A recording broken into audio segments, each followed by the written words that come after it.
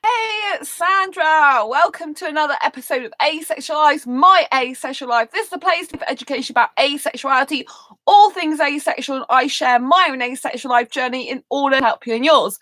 If you haven't already subscribed, please hit that great big subscribe button right here, right now. Please hit that bell icon so you get notified of every time I go live right now, post a new video. And don't forget to please hit the thumbs up button as we're going along. If you're enjoying the content, if you find it useful, helpful, insightful, entertaining, or if you just want to give some love, hit the thumbs up button now. And yeah, if you don't know who I am Sandra Bellamy, author of this beautiful book, Asexual Perspectives, 47 Asexual Stories, Love, Life and Sex, a celebration of asexual diversity. I'm also the founder of Asexualise.com and the founder of Asexualise Academy. Well, tonight I've got a great episode for you. It's all about the signs that you are ready for a relationship. So many people, specifically asexuals as well, because obviously I talk to a lot of asexuals, they're not sure whether they're ready for a relationship or not. They might think they're ready for a relationship, but they're really not. And they don't really understand how to tell the difference between whether they're ready for a relationship or not, because they haven't really thought it through, or they haven't been given the tools and knowledge and insight to find out if they are, definitely capable right at this point in time of having a relationship. And it's really important to see the signs of whether your relationship ready or not, because if you get into a relationship and you don't know the signs beforehand, and if you looked at the signs and realize you're not ready for a relationship, you could have saved yourself a lot more heartache and heartbreak in the long run. Do you know what I mean? And I don't want anyone to be going into something when they don't really understand what they're going into. They're not really prepared for it, because they end up hurting themselves and the other person as well. So in this video, I'm going to be going through the signs of how to tell if you're ready for a relationship or not. So it is very much geared towards those asexuals that are interested in getting into a relationship, whether that be platonic or romantic. So I've actually made some notes for this episode. And obviously, one of the things that you would have to ask yourself is, are you ready for a relationship? So it's really, really important. I know it sounds so obvious, but people don't, they think about the fantasy, they don't think about the reality. So you really, really have to be asking yourself, taking time to reflect, are you ready for a relationship? You have to ask yourself that actual question. And so I'm going to come on to more about fantasy versus reality in a minute. So if you're ready for a relationship, right, you should be able to reflect on things in your life, to reflect on yourself, to reflect on your actions, to reflect about what's going on in your life. So one of the qualities you should have when you're ready for a relationship is reflection, is self-reflection. If you are not to that conscious point where you are self-reflective, you're not going to end up with a deep and meaningful relationship, because two people who are looking for that deep soulmate connection, the very deep love rather than the more superficial or kind of like average love, the ones that are looking for that deep love, they should be able to reflect on themselves, their actions, how they affect other people. They should be able to reflect on what they like, what they dislike, and their own behavior and their own life. This is very, very important. They should have self-reflection. Now, another thing, like I mentioned, fantasy versus reality, you have to ask yourself, do you love the fantasy of a relationship rather than the reality?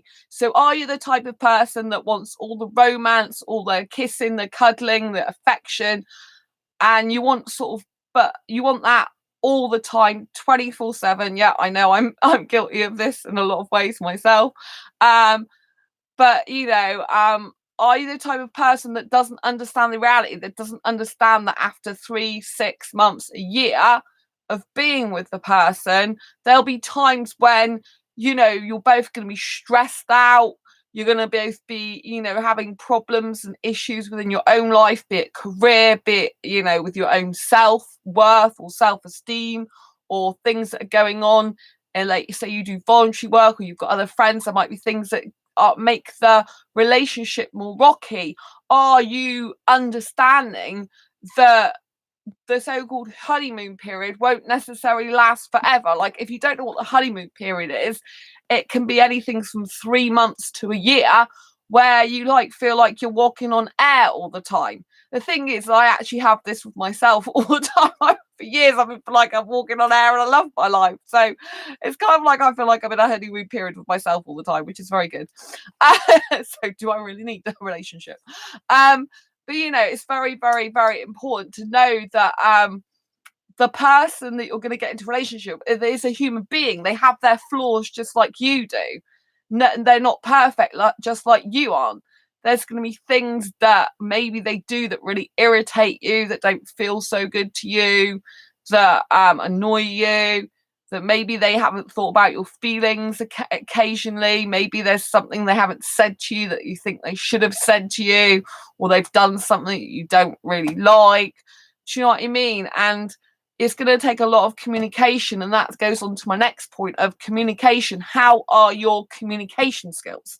Because to be in a long-term committed relationship, if that's what we're talking about, and I talk about serious relationships on this channel, not just the one nighters. Do you know what I mean? I'm not saying that there's not a place for them if you just want to be with someone for a night. Most asexuals don't want to just have sex for a night, because we're asexual, we don't experience sexual attraction. But you know, if this video is specifically about if you're ready for a relationship, as in being in a relationship where it's romantic or platonic, right? And so, you know, you must be able to have the time, like I said, for self-reflection, and you must be able to be aware of yourself. Self-awareness is so important. Like, you know, the reality, not just the fantasy of a relationship, of seeing that through. You know, there's going to be times, like I said, when that person annoys you, and the communication is essential. If your communication skills are lacking, if you are lying in any way to people, you're not ready for a relationship. A relationship has to be built on trust, and that includes trusting in every type of way. If you're telling little lies, you're not ready for a successful relationship. You could get into a relationship, but it isn't going to be successful, because they're not going to know the true you. They're not going to know your soul. They're not going to know your heart. They're not going to know you inside out and backwards as much as they can. There's always going to be this little shadow there. There's always going to be this little doubt by the other person. You know, if you're still telling lies at your age, and you know, whatever age you are, if you're still telling lies and you don't realize that that's no good, then you know, you can't be in a relationship. Successful relationship is built on trust. So another thing is, if you can't trust yourself as well. Hi Ray, nice to see you. Lovely to see you. You know, if you can't be trusted in a relationship, and you can't, you know, trust another person, then you're not ready for a relationship. So you have to be trustworthy first yourself.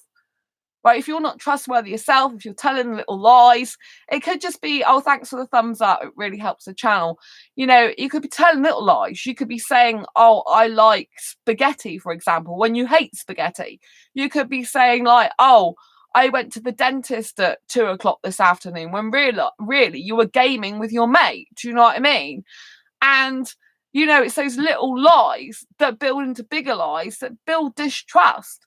Any lie you tell, it breeds distrust. So if you can't trust yourself, if you know the type of person that tells little white lies, whatever type of thing it is, you know, people say to me, I don't smoke. Then I find out they vape, but vape is still smoking. It's smoking e-cigarettes, which is chemicals. You're still smoking chemicals. You're still putting chemicals in your body if you're smoking.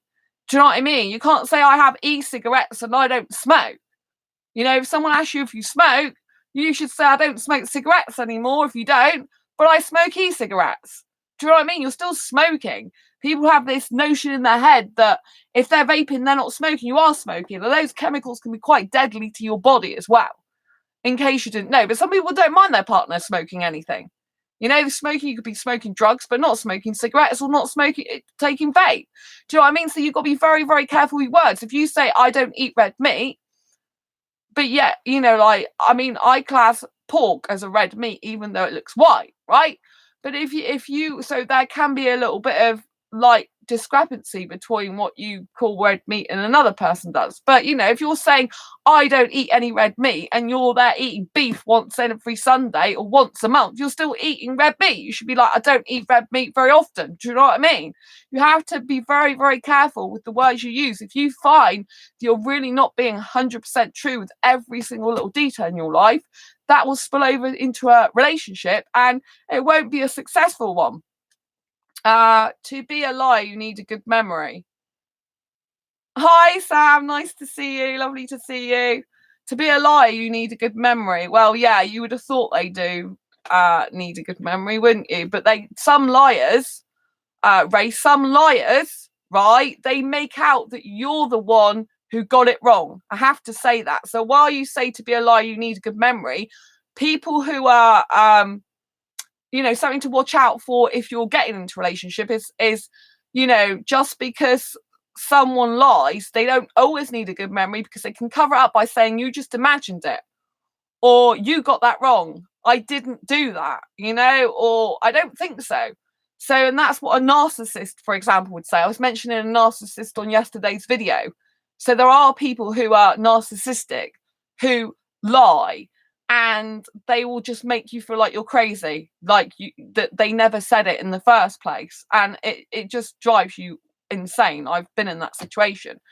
So, you know, they don't need a good memory, do they? All they do is just deny things all the time. That's what a liar usually does. They're like, no, you got that wrong. No, I never said that. No, you must have been totally wrong. And that's how they cover their tracks.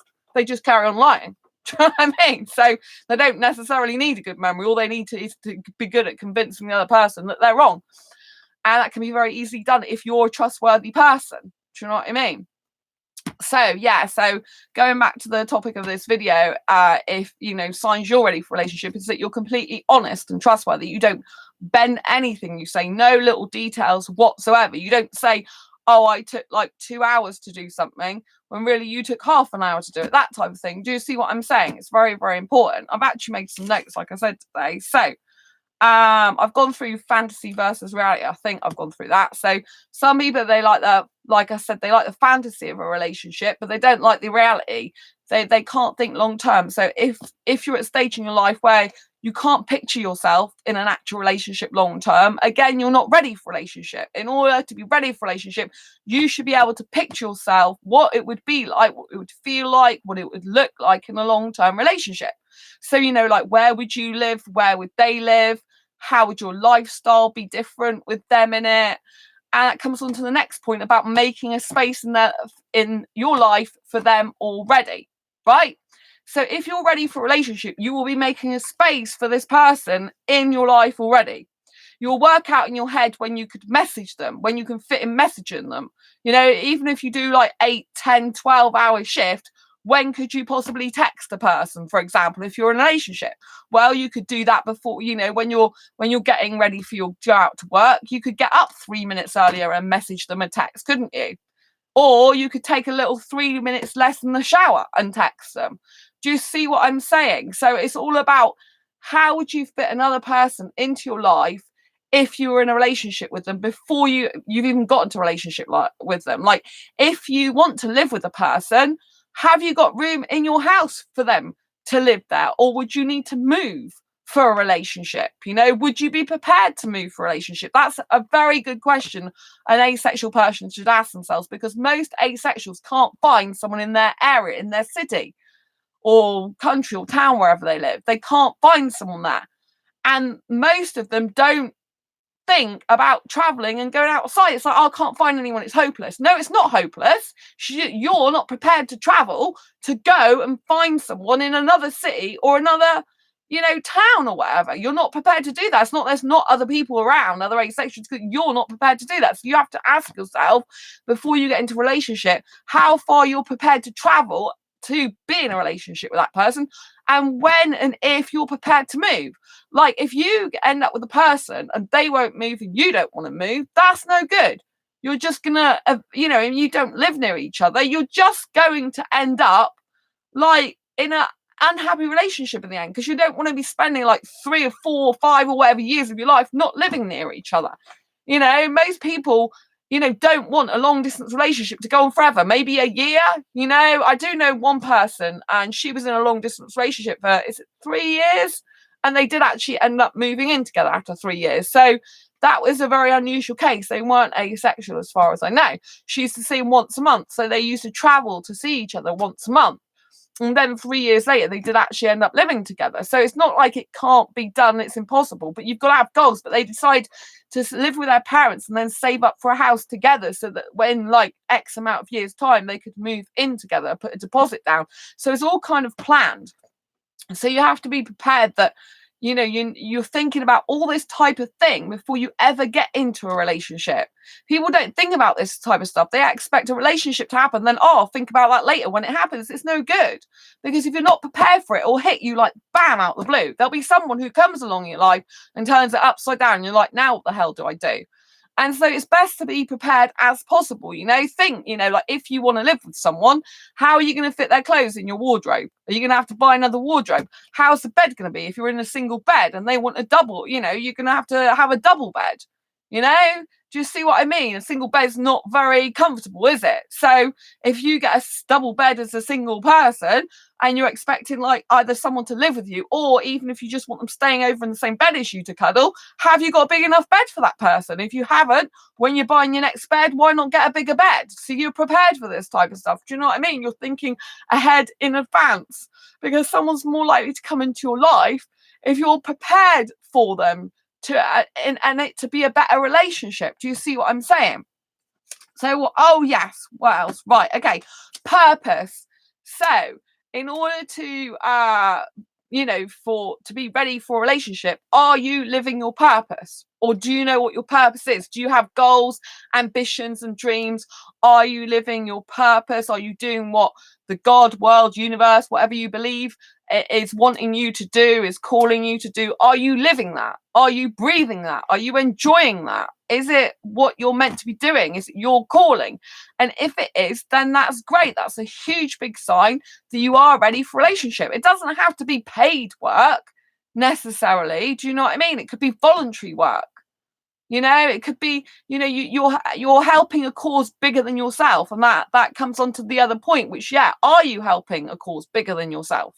Or are you just there thinking of yourself and not really knowing where you're going in life? Because if you're thinking of yourself all the time, not knowing where you're going in life, not know where you headed, no life purpose, not any goals, ambitions, and dreams, then you're less likely to succeed in a relationship, because you're not really ready for a relationship, because you're not on target for what you're meant to be doing and flourishing and thriving in and of your own right.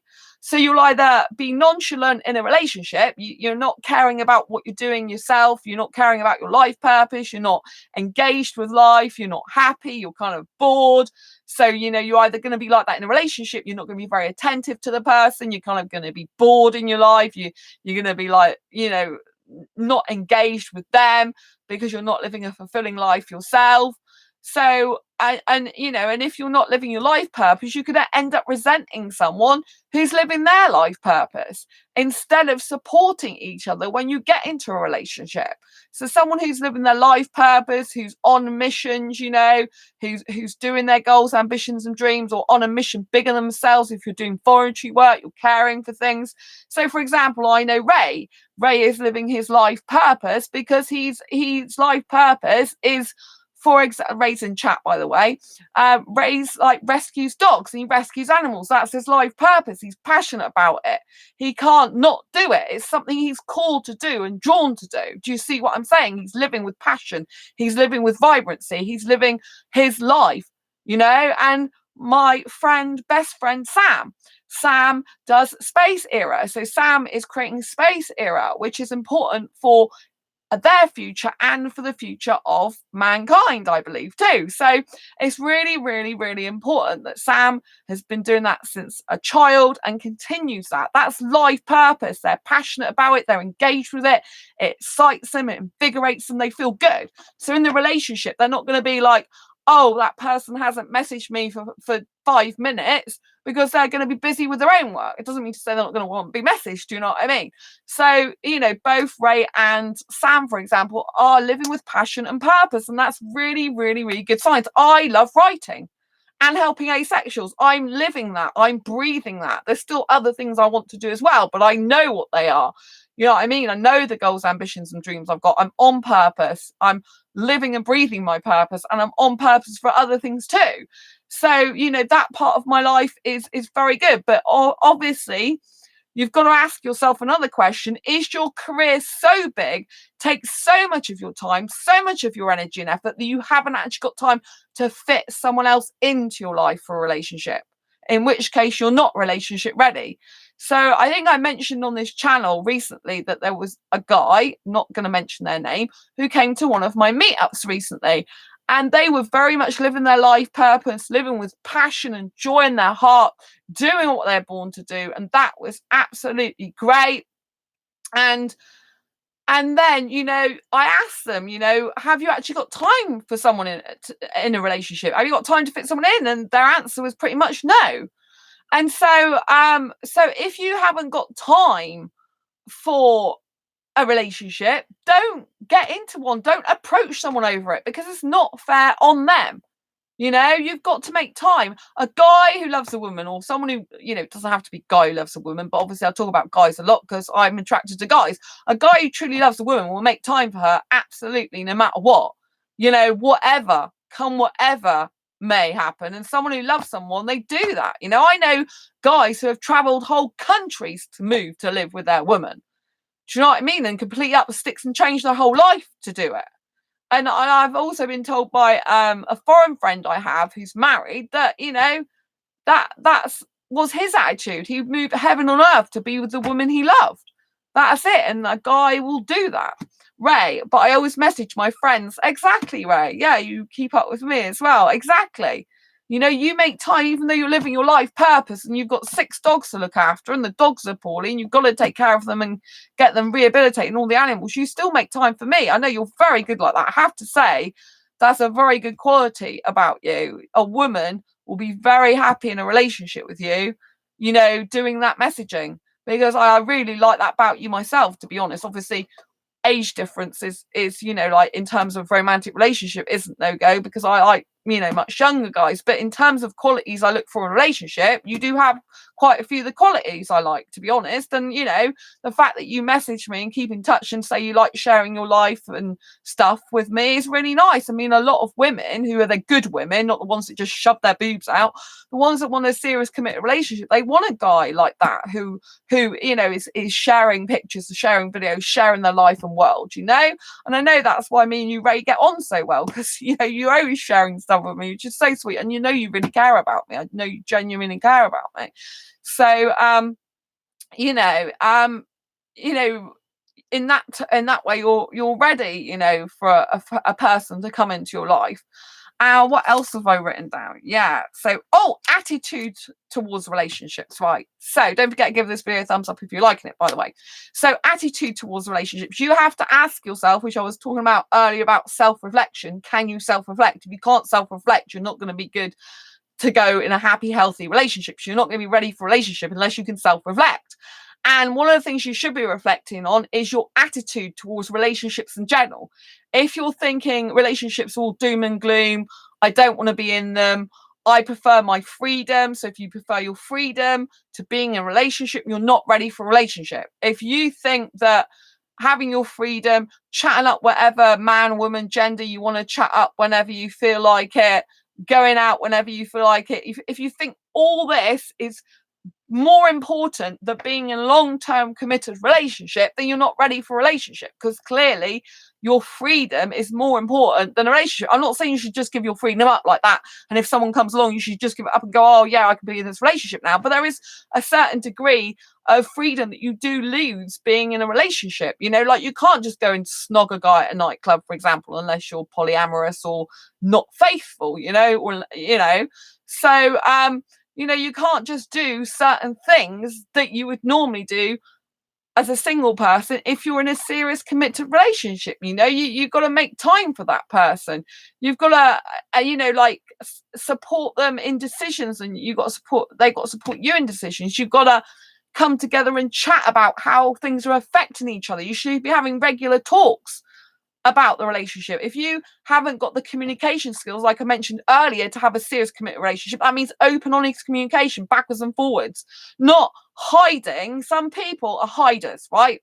Something happens in the relationship, they can't deal with it, they don't like it, and instead of speaking to the person, openly honest about it, they'll go and shut themselves away. They won't message the person, they won't talk to the person, they'll just go offline, stop answering their messages, and cut communication with that person until they feel better again. That's not how real, honest, healthy relationships are. If you need any time out, you might have to say, look, I do need some time out because I'm struggling at the moment. I still love you, I still care about you, I'm just struggling in myself. But that's not going to be good enough on its own. You have to say what you're struggling with. You have to communicate. Maybe you need to gather your thoughts. Maybe you need a bit of time out for that. But you wanting to take time out for a relationship every time something goes wrong? Or you're going to face it and say, look, this, you've done this. It did hurt me, did upset me. Can we chat about it? Serious, good, healthy relationships require a lot of communication, requires you to sit down, talk openly and honestly about what affects the other person. And when you first get into a relationship, there's going to be a lot of stuff because you're adjusting to each other. Like that can be when there's most friction in the beginning because you're not used to each other's lives. And like for example, you might like going out to 2 or 3 in the morning, and the other person might like being in bed by 10 o'clock at night. I mean, if you want to live together, how the hell are you going to work that out? If you don't want to live together, when's going to be your cut-off communication point? If a person going to bed at 10 and they're going to text you good night, I'm off to sleep now, and then like when you're up till 2 or 3 in the morning, you've got your other friends to message or your work to do. Do you know what I mean? Have you thought that through? But if you've not got the capacity to communicate with someone, if you're feeling every time you communicate, every time there's a problem, you've got to run away from it or hide, shut yourself off, be by yourself, and not communicate your fears, your emotions, your problems to that person to get them sorted out, or and be vulnerable. If you're not prepared to be vulnerable, sometimes you're not ready for a relationship, because relationships require vulnerability. There'll be times when that person does hurt you and you have to like approach it from I'm feeling this way at the moment. You might even have to say, I'm feeling a bit insecure right now, and see how, and the other person should be able to react to that in a good way, providing like you're not cutting them off and then exploding. Do you see what I mean? So if you're the type of person that cuts off and explodes, it's not a good sign. You need to work on yourself first before getting into a relationship. And that moves me on to the next point, is, have you worked on yourself? Are you self-developing yourself? Are you growing yourself as a person?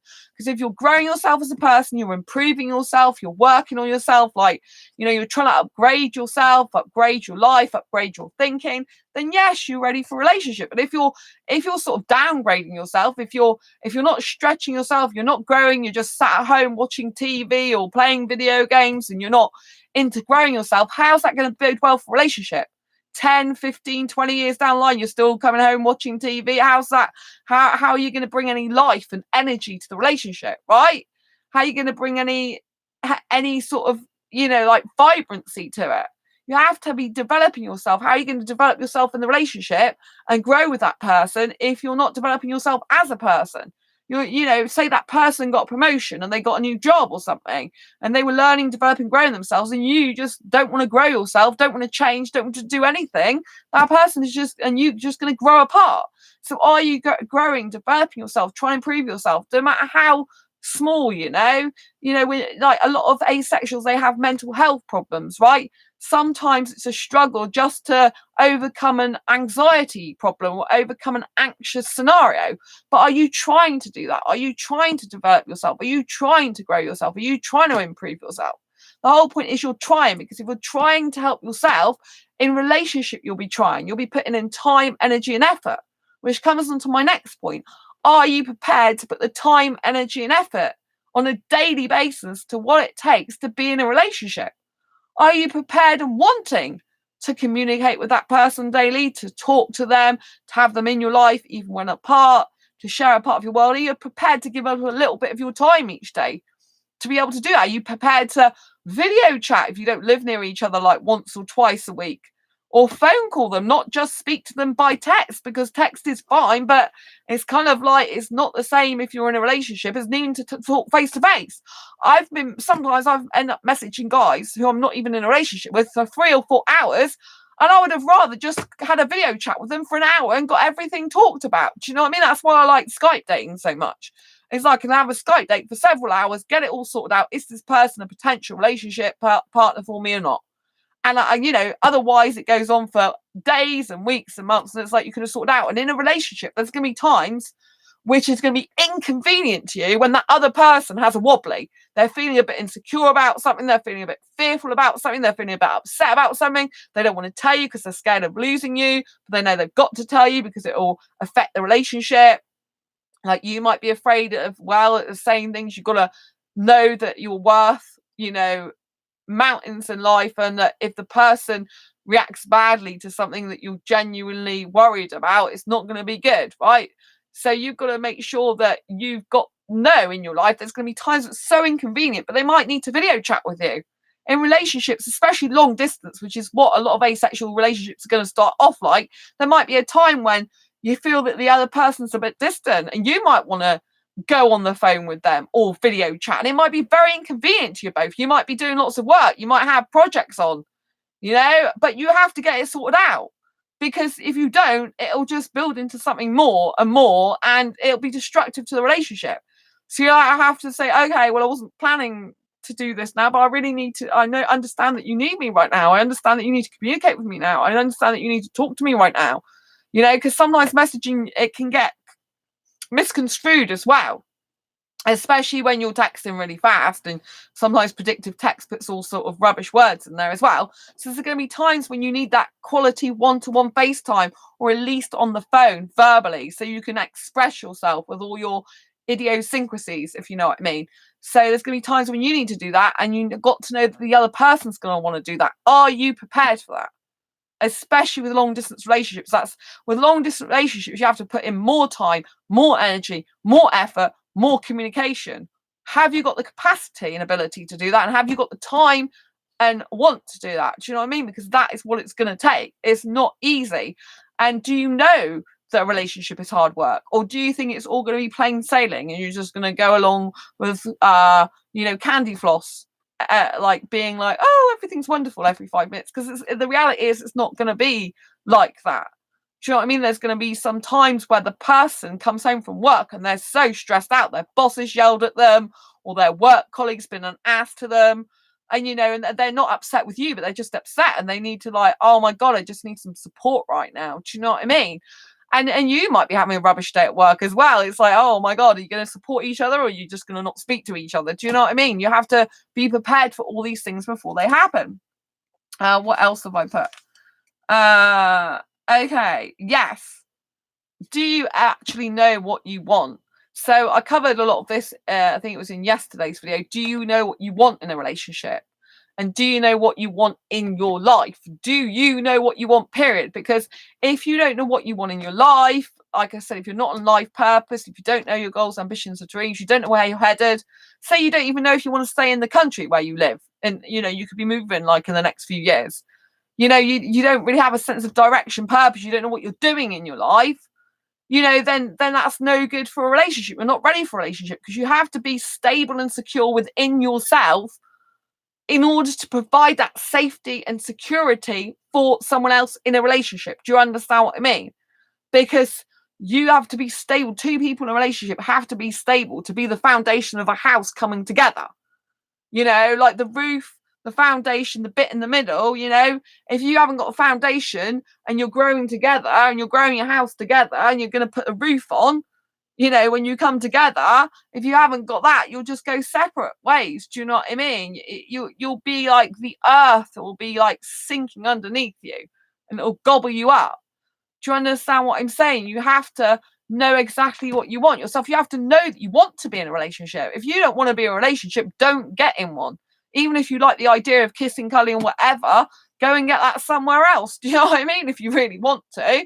But, there's no point in being a long-term committed relationship if you can't commit to it. And I would say a sign that you're not ready for a relationship is if you can't commit to anything else in your life. If you've got no other commitments in your life, you're not committed to any voluntary work, you're not committed to a job, you're not dedicated to a cause, if you've got no commitment to anything, so there's nothing you're doing in your life that means that you're committed to it, you're not ready for a relationship. How are you going to commit to a person if you can't even commit to a job or voluntary work or living your passion? If you're just sat there going along in life waiting for it to happen to you, letting it happen to you, and you're actually, going out and actively seeking what you want in life, actively doing what you want in life, living your passions, goals, ambitions, and dreams, or find out what they are. Even if you're a person that I don't know what my life goals are right now, are you making your mission to find that out? Are you exploring different jobs? Are you exploring different voluntary work? Are you exploring different things in your life? Or are you literally just saying, oh, I don't know what I want, and giving it a shrug? Because if you're that type of person that doesn't know what they want and giving it a shrug, you're not ready for a serious committed relationship, because you can't commit to anything else. If you can't commit to anything else, that's a huge red flag and warning sign. You can't commit to a relationship because you haven't got the capacity to commit, because you haven't learned that skill, because you haven't got any practice at it. Do you see what I mean? You've got no experience. And one of the things is do you have relationship experience? Do you have past relationship experience? And how was that for you? Did you think that being in a relationship was a good thing? Is it something you welcomed? Maybe it wasn't the right person for you, but you still welcomed the relationship. You still liked some aspects of it, like the safety of it, the security of it, the companionship of it. Was there things you liked about it? Or were you in a relationship in the past and you absolutely hated everything about it? And by the time you left, you just like, thank God I'm out of it. Do you know what I mean? Obviously, if it's the wrong person for you, I'm not saying if it's a wrong person, obviously they're abusive, that type of thing. But even if it was a bad person or there's things wrong with it, there might have been something that you knew that you liked in terms of the relationship. Like in terms of, like when I was in a relationship in the past, I didn't have good relationships. But I still know that within a relationship, what I seek, what I like, if I got the right guy, is the bestest ever friendship. The soulmate connection, the going out and doing stuff together on day trips, the sharing of ideas, the expression of oneself.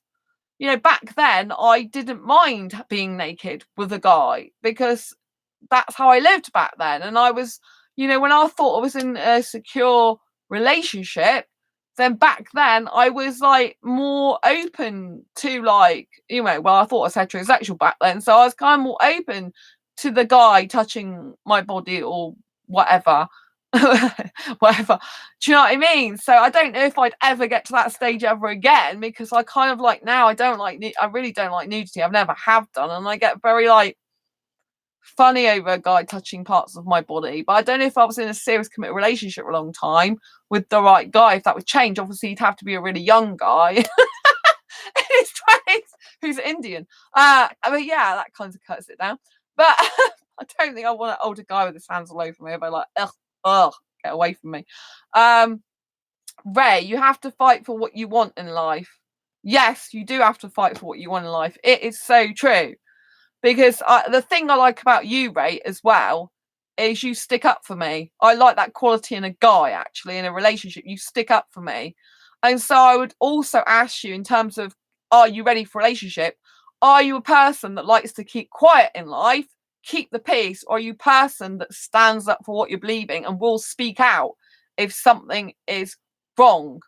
Because in a relationship, you're going to have to speak up when something's wrong. What happens if you get into a relationship and your friends or family are criticizing that person that you're in a relationship with? Are you just going to sit there and let them criticize the person you're in a relationship with, or are you going to stick up for them? Because a good person who's committed to a serious relationship, who loves their partner, will stick up for them, and they will take the flak from their friends or family for sticking up for them. Obviously, if the person's really abusive and do nasty stuff to you, I'm not all about sticking up for them, but on the main, because like mothers can get jealous. If if it's a son they're very close to, mothers can get jealous and can, whatever woman comes into their life, it'll always be the same story. I don't like your girlfriend, blah blah blah. Are you going to stick up for her, or are you just going to keep quiet to keep the peace? If you're a peacekeeper, wake up. The fact you can't be a peacekeeper in life if you're in a relationship. There'll be times when you have to speak out and speak your truth about what you're not happy in the relationship. Otherwise, it means you're going to show and you're quiet about it. And that's not a healthy relationship. It's not really living the truth of your relationship. You have to be prepared to do that with your family. I always speak up. Yes, Ray, I absolutely love that about you. You have to say that Ray's been excellent, because I'm in sexual dating groups, which is how I met Ray and kind of saved him from them, because he knows he's asexual now. But me and him are still in them, and Ray's always sticking up for me in there. Like, Ray is a bundle of, like, like my ray of light. Like, Ray is always going, oh, she's a great person and she's my friend, and I do stick up for Ray as well. So it works really well. Me and Ray against all the sexuals is great. And yeah, and so I do admire that about Ray. You know, Ray always speaks up. Do you know what I mean? And it's a very brave thing to do.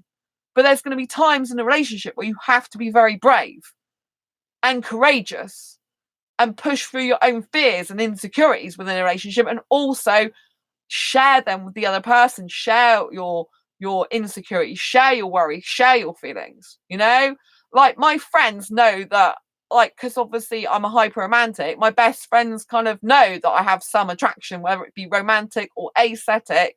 And I don't keep that from them. But because I tell them, I don't think it's a big deal. I don't focus on it. So I don't feel as attracted, if you know what I mean. Because I don't really want to be attracted to my friends, but it happens. It's just the way it is. And so by talking about it, I don't focus on it. So I know that I'm still fine to be in a relationship with a person, because, you know, I want to put all my focus, attraction wise, really on the person that I want to be in a serious committed relationship. And I know when I do get that person, I'll be a lot more focused. Oh, hi Naila, nice to see you. No, you finished the stream now. So yeah, so, you know, it's really important that you're an honest person, you know, that you are honest and open about your feelings, even if some people might not like it. You know, you have to have the ability and capacity to be open and honest. And like Ray says, speak up, speak your mind. Remember, I'm Robin Hood reborn, laugh out loud. Oh, Ray's a treat. Yeah, Ray has this hood with his arrows, because he does archery, and does look a bit like Robin Hood, don't you, Ray? I do agree, you do look a bit like Robin Hood. So Ray is an amazing person, I have to say. So is there anything else on my little list? Aha. There is one thing, and that is, do you play hide and seek?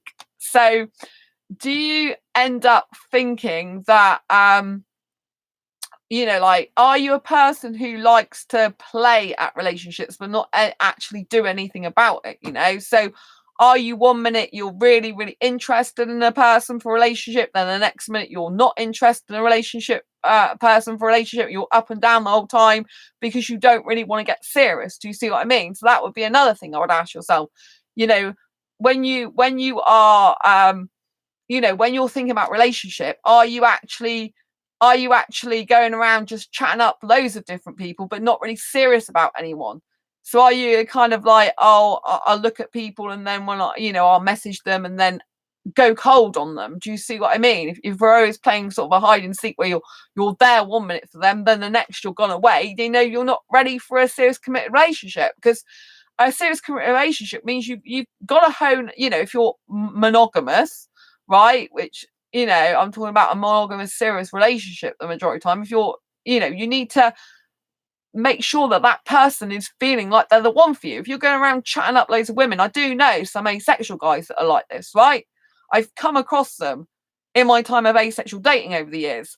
And, you know, they've been like messaging other women, and like one of them actually had a girlfriend while they were chatting me up, and the other women, and told me in the end, they admitted it. And I'm like, what the heck? You know what I mean? If you've got a girlfriend, they were monogamous as well. If you've got a girlfriend, then you shouldn't be going around chatting me up. I mean, it wasn't talking like a friend, it was chatting me up, you know, and then he admitted that he chatted other people up. So if you're the type of person that likes casual relationships, likes chatting loads of different people up, then you're not ready to be in a serious relationship. You're not ready for a relationship. You're not ready for a committed relationship.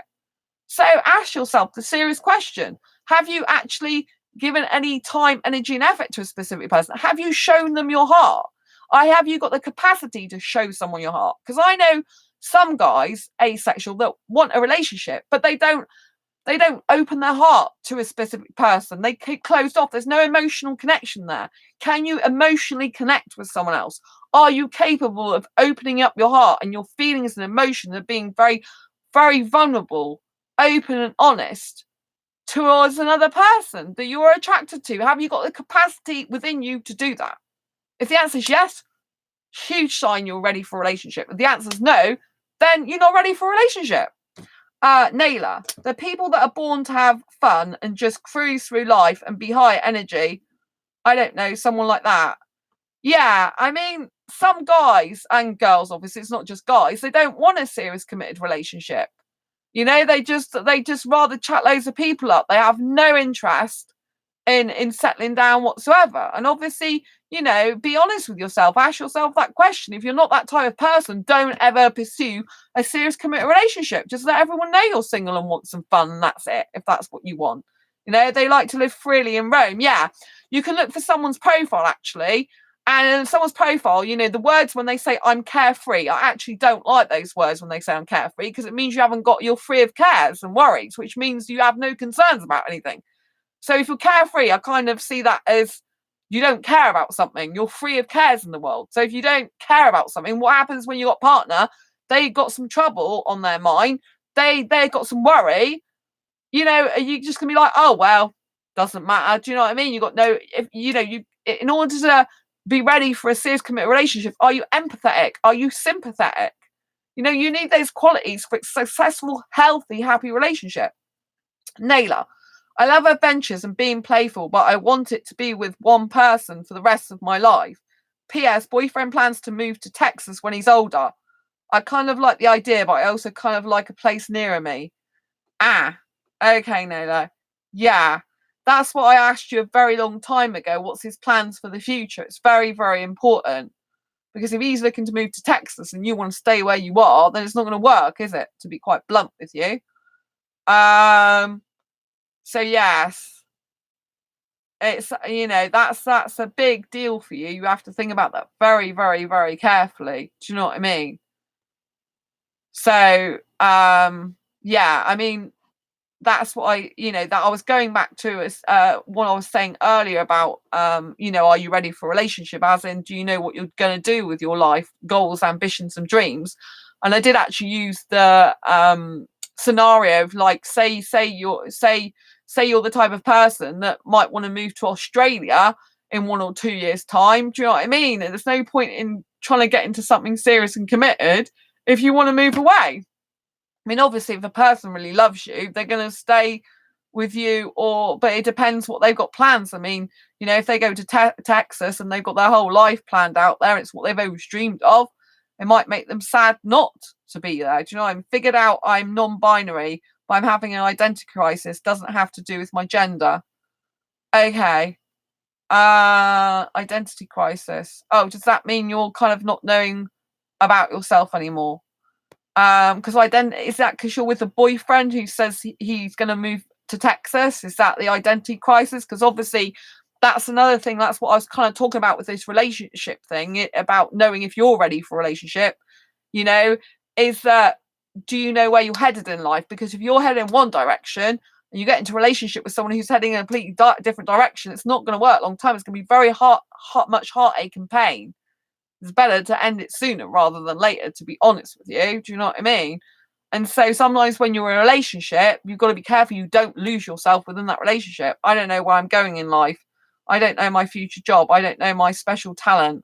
I don't know a lot. Okay.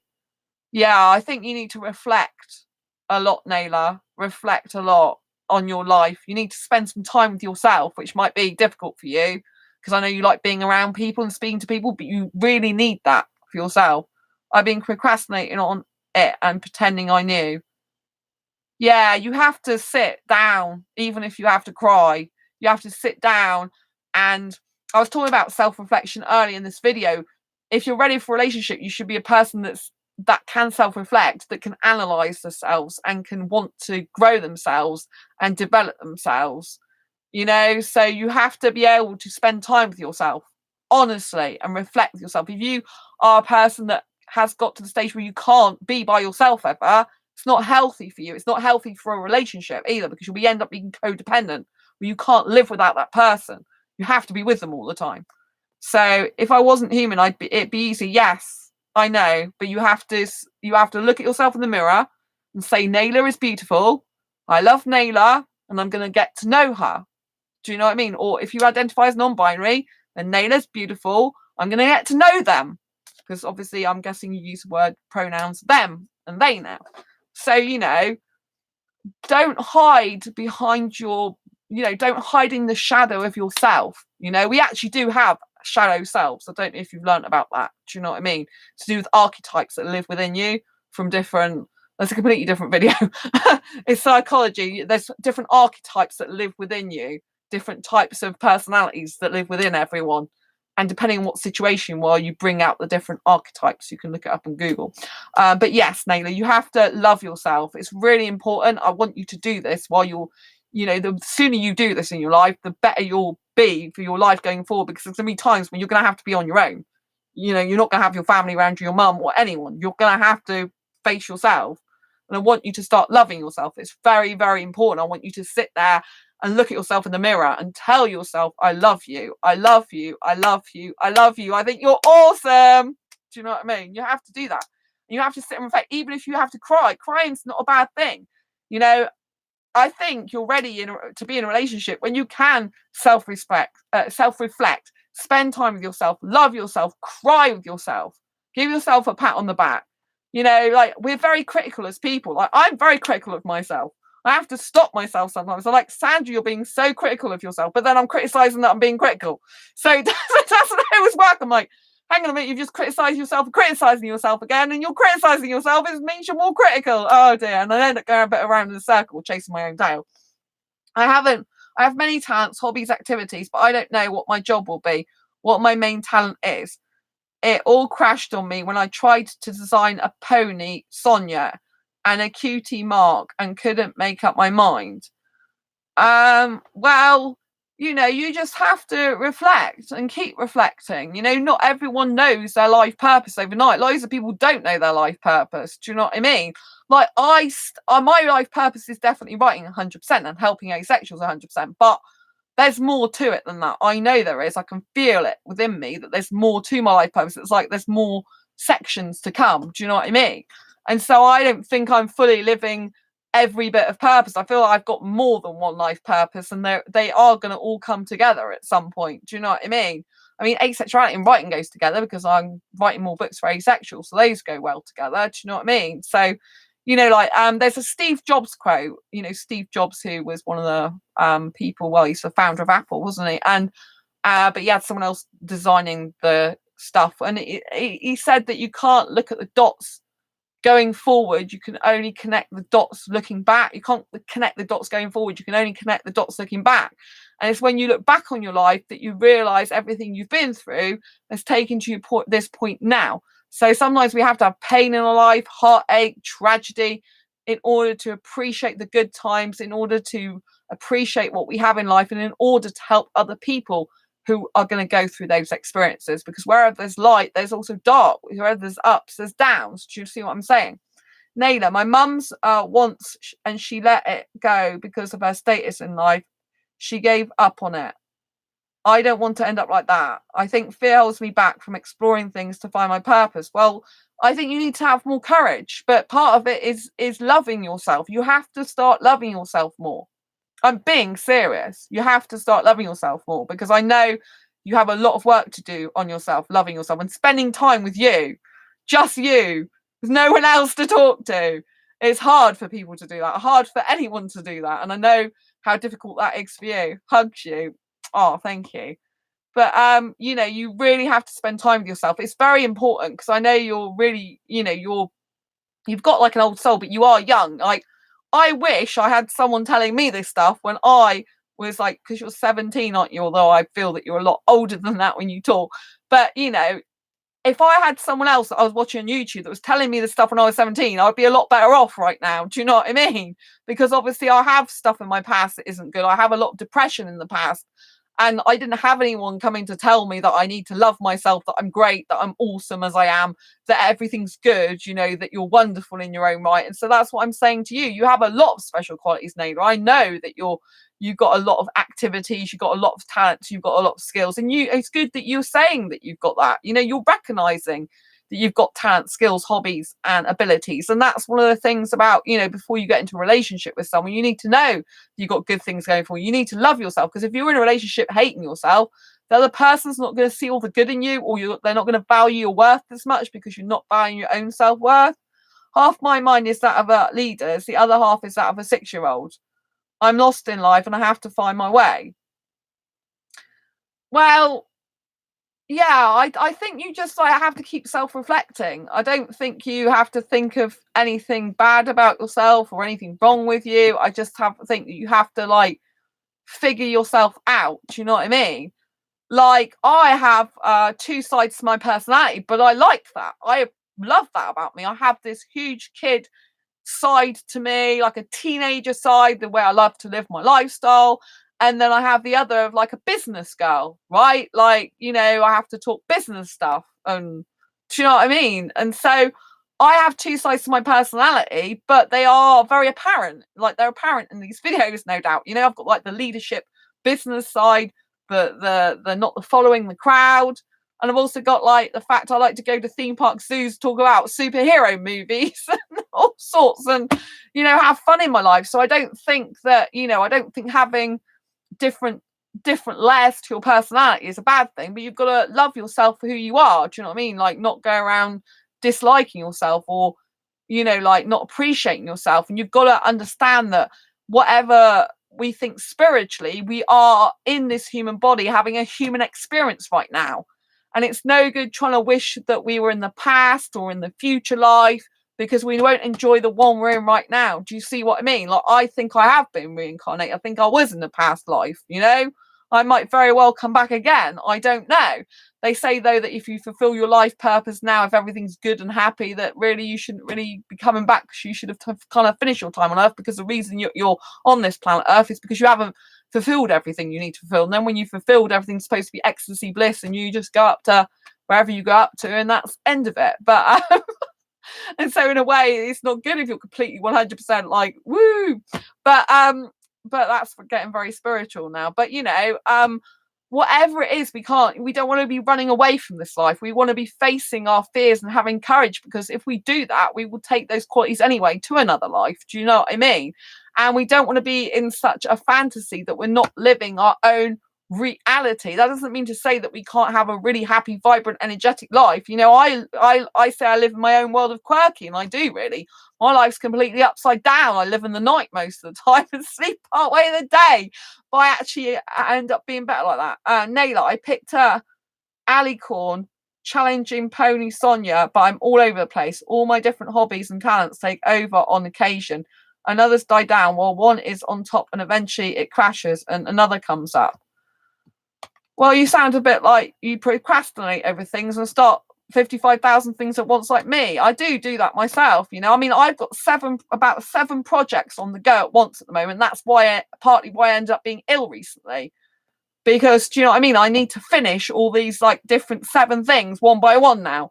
Because otherwise I get overwhelmed, stressed again, and I'll start getting ill again, and my immune system will go low. So I'm very aware of myself at the moment, that although I love doing so many things at once, I have to calm down and focus on one.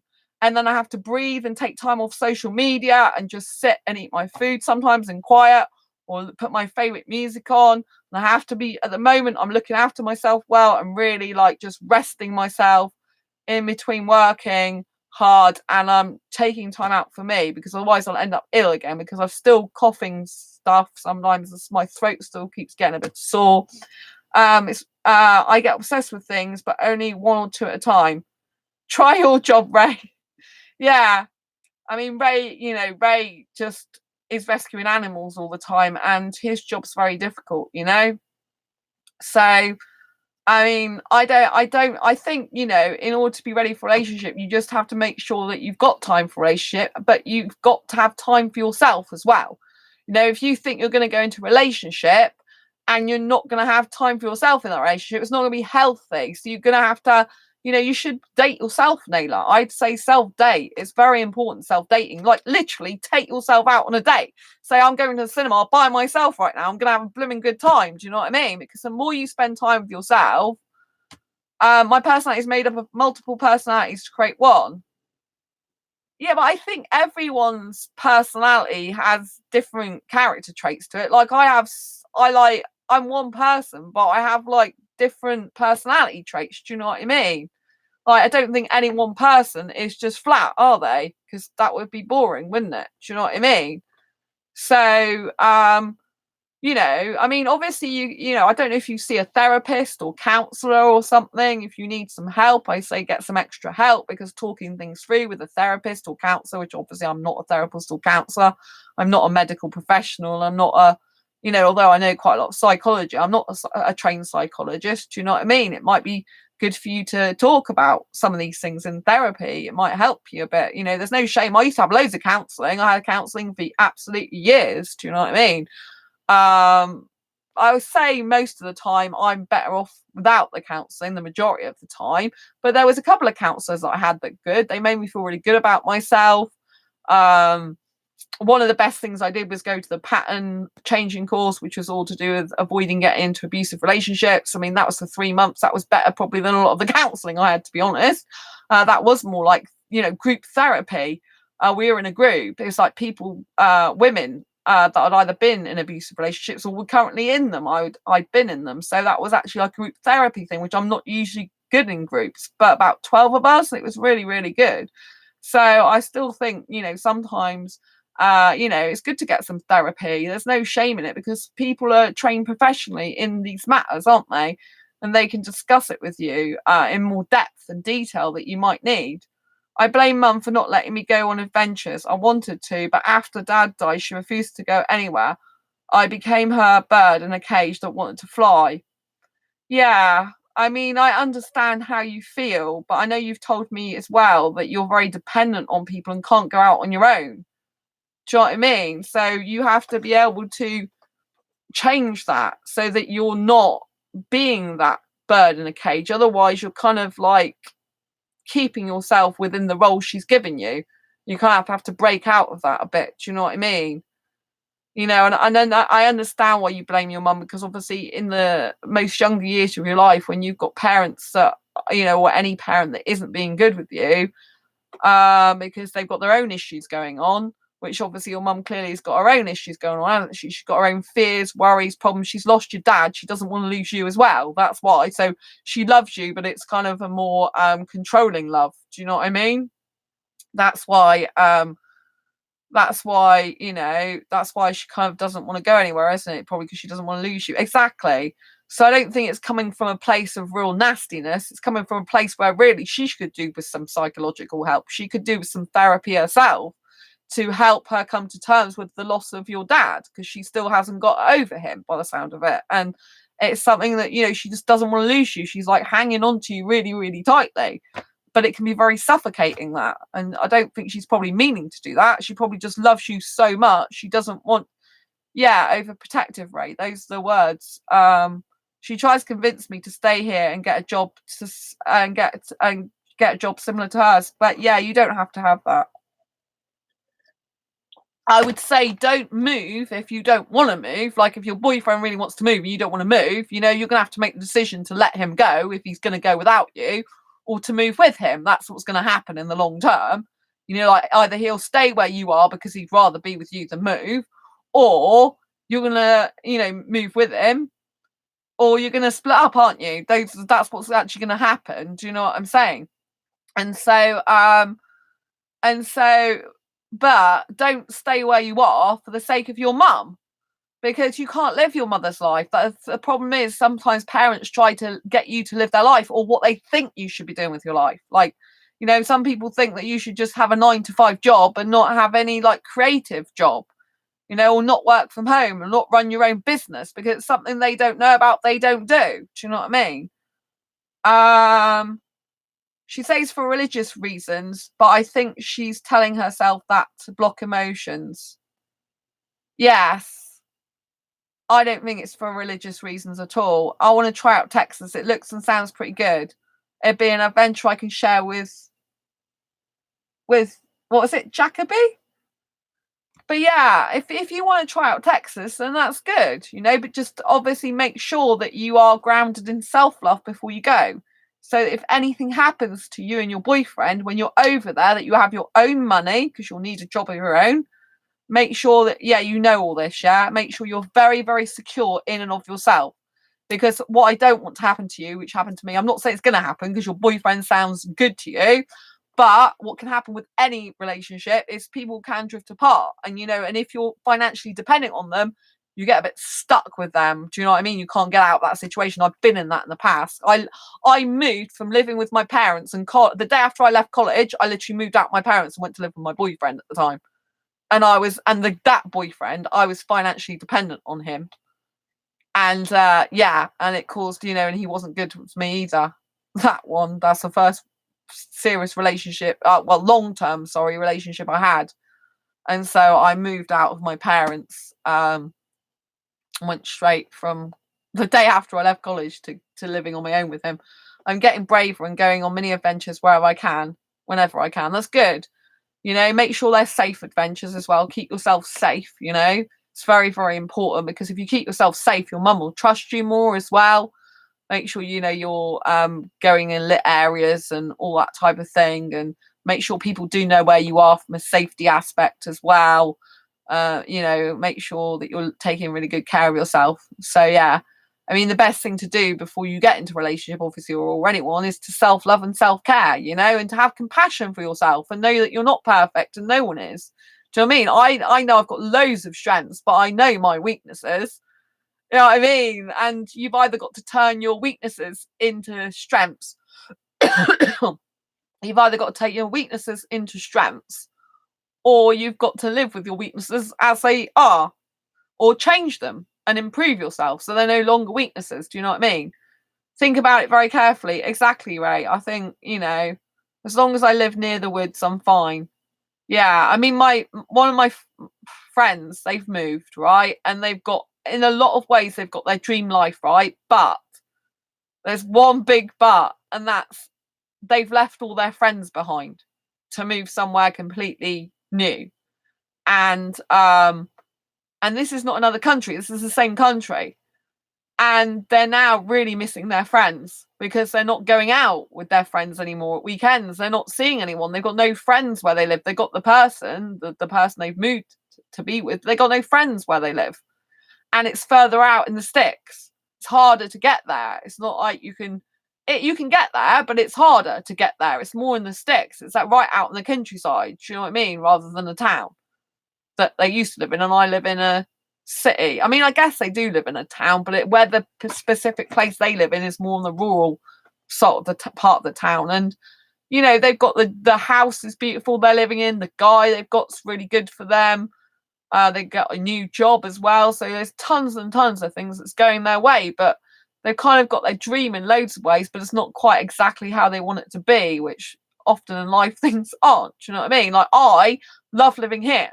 I absolutely adore my place here, right? But I don't have a partner, but I'm happy in every other way of my life. Do you know what I mean? Apart from there's still a lot of career and business stuff I want to do, but I'm happy where I am right now. Obviously, I've been getting stressed lately, so I've got to take better care of myself. That's what it says. Take better care of you, Sandra. Take time out of social media.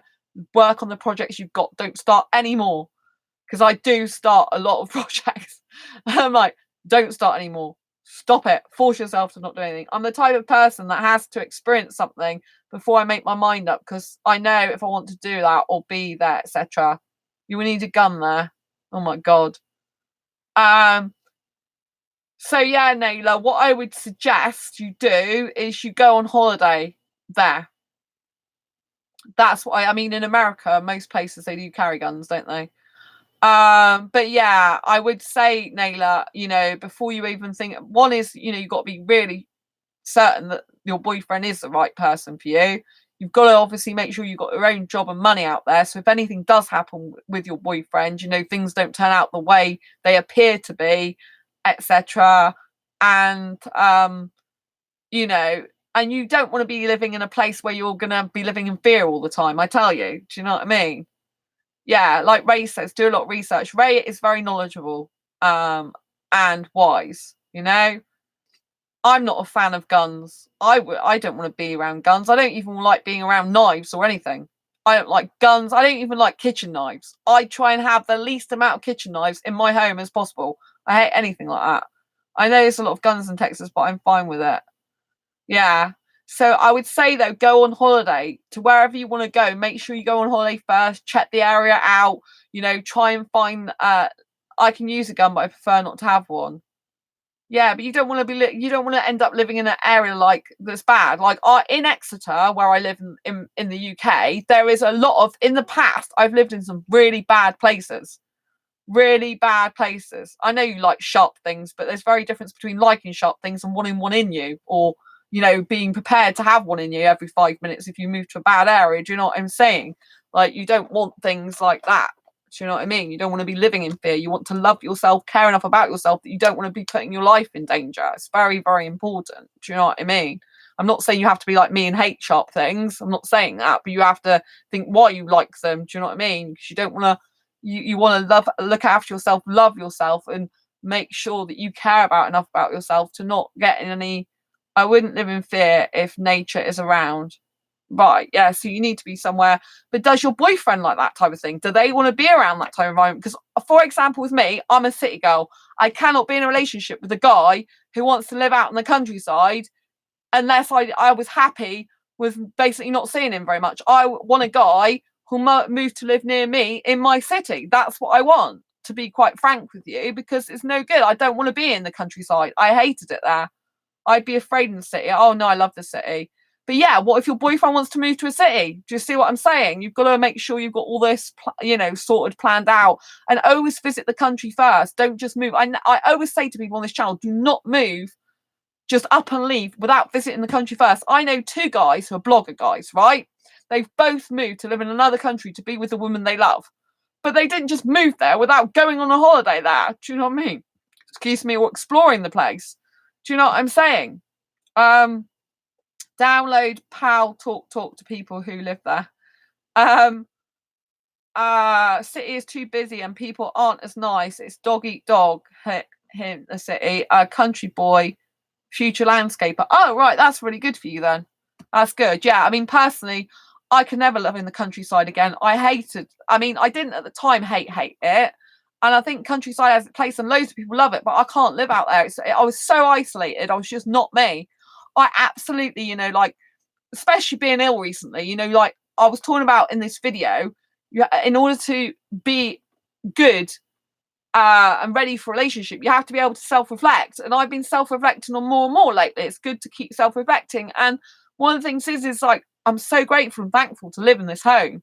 Like, I absolutely love my home. When I spend more and more time on myself, shut off social media, and I'm just here, I'm thinking, wow, the decor's great, the furniture's great. I've got shops, well, supermarkets across my road. Do you know what I mean? Like, literally shops diagonally, like 2 major supermarkets are across my road. Do you know what I mean? I've got the little town that's 5 minutes away, the quayside that's 5 minutes away. I've got the city that's 25 minutes away. So I actually don't live in the heart of the city. I live, you know, I live in the city, but not in the city, not in the heart of the city. Do you know what I mean? Nature is my home, city is to visit. I'm in the countryside, lucky. Yeah, I don't like living in the countryside. I don't like it at all. But yeah, I mean, most people love nature. I don't. I'm probably the only one in the world who will admit I don't like nature per se. You know, like, I'm grateful for the trees. I'm grateful they produce oxygen. I think they're, you know, nice and beautiful in and of their own right. But I'm the type of person, if I sit down and look at a tree, I'm like, you're a tree. I'm just looking at a tree. Do you know what I mean? I won't sit there for hours going in amazement, you're a tree. I'll be just like, okay, it's a tree. And moving on now. It's another tree. Thanks for the oxygen. Love you to bits. Moving on now. Do you know what I mean? And that's how I am. I'm not a nature person. I have loads of people, asexuals on dating sites, going, oh, I want to be in nature. I love nature. I want to move to the countryside. And I'm like, that person's not suitable for me to be in a relationship with. I'm a city girl. I like the fact I can just walk out, go clubbing if I want to, go to the cinema if I want to, you know, like, go across the road to my supermarkets if I want to, jump on a train, jump on a bus, go wherever I want if I had the money and want to do that. Do you know what I mean? Like, the world's my oyster. Because I don't drive. When you're out in the countryside and you don't drive, it's terrible. I tell you, it's so isolating if you're relying on other people, unless there's good transport, public transport, and even then you're a bit restricted. City half of me is meaner and more interested. Countryside, if me, is gentle and friendly most of the time. Yeah, you're a country person, Naylor. It's good.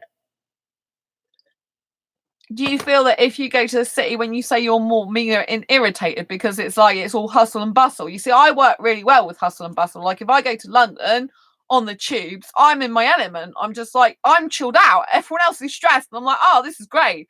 I'm really chilled here. And everyone else is going, oh, so stressful. You can't look at, I had someone the other day say to me, you can't look at anyone on the tube. You mustn't look at their face. You know, you mustn't look at them. They'll get angry. I'm like, what? I look at people on the tube. I smile at people on the tube sometimes. I think some of them are really funny. So, you know, I look at people. I look at a lot of guys. There's a lot of nice looking foreign guys in London. My God, I'm there on the tube going, you're nice looking and you're nice looking. I work on a spiritual level. My body changes depending on what vibe is around me. Well, I think a lot of that's called intuition, isn't it? Do you know what I mean? Ray, plus I like to live next to see the sea. I didn't realise, Ray, you live out in the countryside. Yeah, I don't like the countryside at all. I used to live in the countryside for years and live near a beach. It's not for me. Yeah, I mean, I think, do you know what I mean? I think there's like not just spirituality, but I suppose intuition, which comes into spirituality, you know, and people, you know, like you should always listen to your intuition. Like, I know I don't want to go back and live in the countryside ever again. I know now, looking back, it was a really bad thing for me to be living in the countryside. It's very isolating. I don't like open spaces. They kind of freak me out. I don't feel good. Feel really isolated, not happy. Do you know what I mean? And cut off from the world, you know? Like, even though it's ironic because I spend a lot of time on my own, in my own home here. So I don't really see anyone for like days. You know what I mean? Or weeks or whatever. I went out dancing, didn't I, on Tuesday? I've apart from I've gone out food shopping, but that's been it. And obviously I'm on doing my stream. But imagine if I wasn't doing my live stream. I just do food shopping every few days and I don't actually see anyone or speak to anyone very much. My best friend did female friend did phone me up this week, which is really nice because she doesn't usually do that. So that was really good. But, you know, I spend quite a lot of time doing what people would think are quite introverted stuff. Nature is peaceful and has a loving, friendly energy. Sea has a dark, unfriendly energy. Even music affects my personality. Oh, I don't get that from a city. I'm totally opposite with the city. To me, the city is vibrant, energetic, bubbling, happy, whoop, whoop, whoop. And but I am extroverted by nature, but I do have some introverted tendencies. So I love it. I absolutely love the city. So you get the opposite feeling. When I'm out in nature, when I'm out in the countryside, I felt isolated. I was very miserable and depressed back then. So I haven't got very good memories. I've got good memories of taking the dog for a walk or going on bicycle rides, but I can't ride a bike now because I've got fibro and that would just kill me, my legs and stuff. So, you know what I mean? But, you know, I like taking the dogs for a walk at the time. I like going on the swings. So I like, and bike rides. So I like doing stuff. If I was doing stuff, I'd be all right. But just sat there is not my cup of tea. City too noisy. Naylor, animals are my best friends. Yeah, I love animals. I've grown up with animals, but animals domesticated rather than wild. Do you know what I mean? Almost all my friends have an animal spirit. I have a insect totem. I have any moths, my insect totem. But yeah, oh, you think the city's too noisy, Ray? Oh God, yes. I love the city. City's not too noisy for me. I mean, I live here and it's very quiet. It's like really ironic that my personality likes noise and stuff. And this flat is one of the most it's the most peaceful flat I've ever lived in. And it's just like, it's really, really quiet. And it's good sometimes because I like it for writing. But, you know, I still got people around me. Do you know what I mean? It's not completely isolated. Like if we were in the countryside, it's isolated, shut off from everyone. Like I've still got people around me. I've still got supermarkets I can go out to. I've still got places I can go, things I can do. You know, I don't like isolation. I don't like being out in the sticks. It was horrible. It wasn't suitable for me. I never want to live like that. I won't do it. If a guy wants to live out in the countryside, I'll be like, you're not for me. Sorry, you're not for me. Off you go. I can't be in a relationship with a guy. Like this video is all about if you're ready for a relationship. Part of that is knowing what you want. And I know categorically, I don't want to ever live out in the countryside again. I will never do that. I was miserable living in the countryside. Oh, you might skydive. Wow, that's brave. I don't like heights. That's good if you can do that. It's good. But it's really weird, isn't it, Negla, that you find nature has peaceful and loving, friendly energy, and city has a dark, unfriendly energy. So I don't pick that up at all. In the city, I think it's vibrant, energetic, happening, bubbling. People are you can be near to people, different people that you don't even know in your life. Yeah, I don't get unfriendliness at all. I'm not saying everyone's completely friendly. Do you know what I mean? But I like being around people. Like, I like going out into the city sometimes just to be around people sometimes. But having said that, I mean, lately I've been cutting off more from social media because I found that's draining my energy, which is really weird because I don't usually get energy drain, but because I haven't been very well lately, I'm really focusing on the work I'm doing. I have to cut off because, you know, when I'm giving much more energy to I've done over the last 2 days, I've done 10 videos, edited 10 videos, and done another one actually. So that's 11 videos in 2 days. No, I did that other one on Friday. So 10 videos in 2 days. It's a lot of concentration, little tiny bits cutting out. It's really, really hard. In terms of focus. So it's very interesting how people perceive. But I do have a little bit of nature near me. I have the quayside, which is beautiful, and I don't want to be without that. That's sometimes I think, would I move to London, because I do like London a lot. But you know, I've got people. My best friend Sam said it's not very good in London anymore. It's not very safe, and also, you know, visiting and living there's two separate things. I mean, I do like to visit. I haven't, you know, been for ages, but I do like London. I haven't, you know, like I said, I haven't visited for ages, but I do. But I don't know if I could live in London, even though I like it a lot. It's because there's no, how can I put this? If I lived in London, I'd probably live in the main part. You know, I'd probably want to live really near the shops. Do you know what I mean? Like the busiest, one of the busiest parts. I wouldn't want to be on the outskirts because I would worry that I couldn't get in there and I'd be cut off again. Do you know what I mean? But I don't know if I'd like to live up there, because where I live, I have this little bit of countryside in the city. I have the quayside. So if you ever Google Exeter Quayside, if you don't live in the UK, or even if you do live in the UK, Google Exeter Quayside, you will see there is grass. There is a long River Exe going all the way through it. People run along there. They do jogging along there. They take their dogs for walk. There's geese. There's ducks. There's swans. There's pubs that you can have a drink at. It doesn't have to be alcoholic. You know, there's people who take their dogs for walks on there. You know, so I have that bit of countryside that is 5 minutes walk from where I live, but it's in the city. Do you see what I mean? So I've got the best of every single world possibly at my fingertips here. I've got supermarkets across my road. I've got a little town 5 minutes from where I live. I've got a quayside 5 minutes from where I live. And I've got the city centre 20 to 25 minutes. And I've even got a train station 5 minutes near me. I can just go where I want. I'm so blessed. I'm so grateful. Naylor, nature is delicate. The city is taking over nature and sickening the earth because corporations don't care about being symbiotic with nature and rather kill nature. And country life, people know each other. They help if you need help. Ray, I love sitting on my beach. Naylor, they understand how nature is important and life and despise the city corpse. I love the beach. Naylor, if you ever want to visit, you'll be welcome. Yay, hello. So yeah, I think it's, yeah, I mean, you and Ray obviously love the same type of thing. I don't feel that way, you know.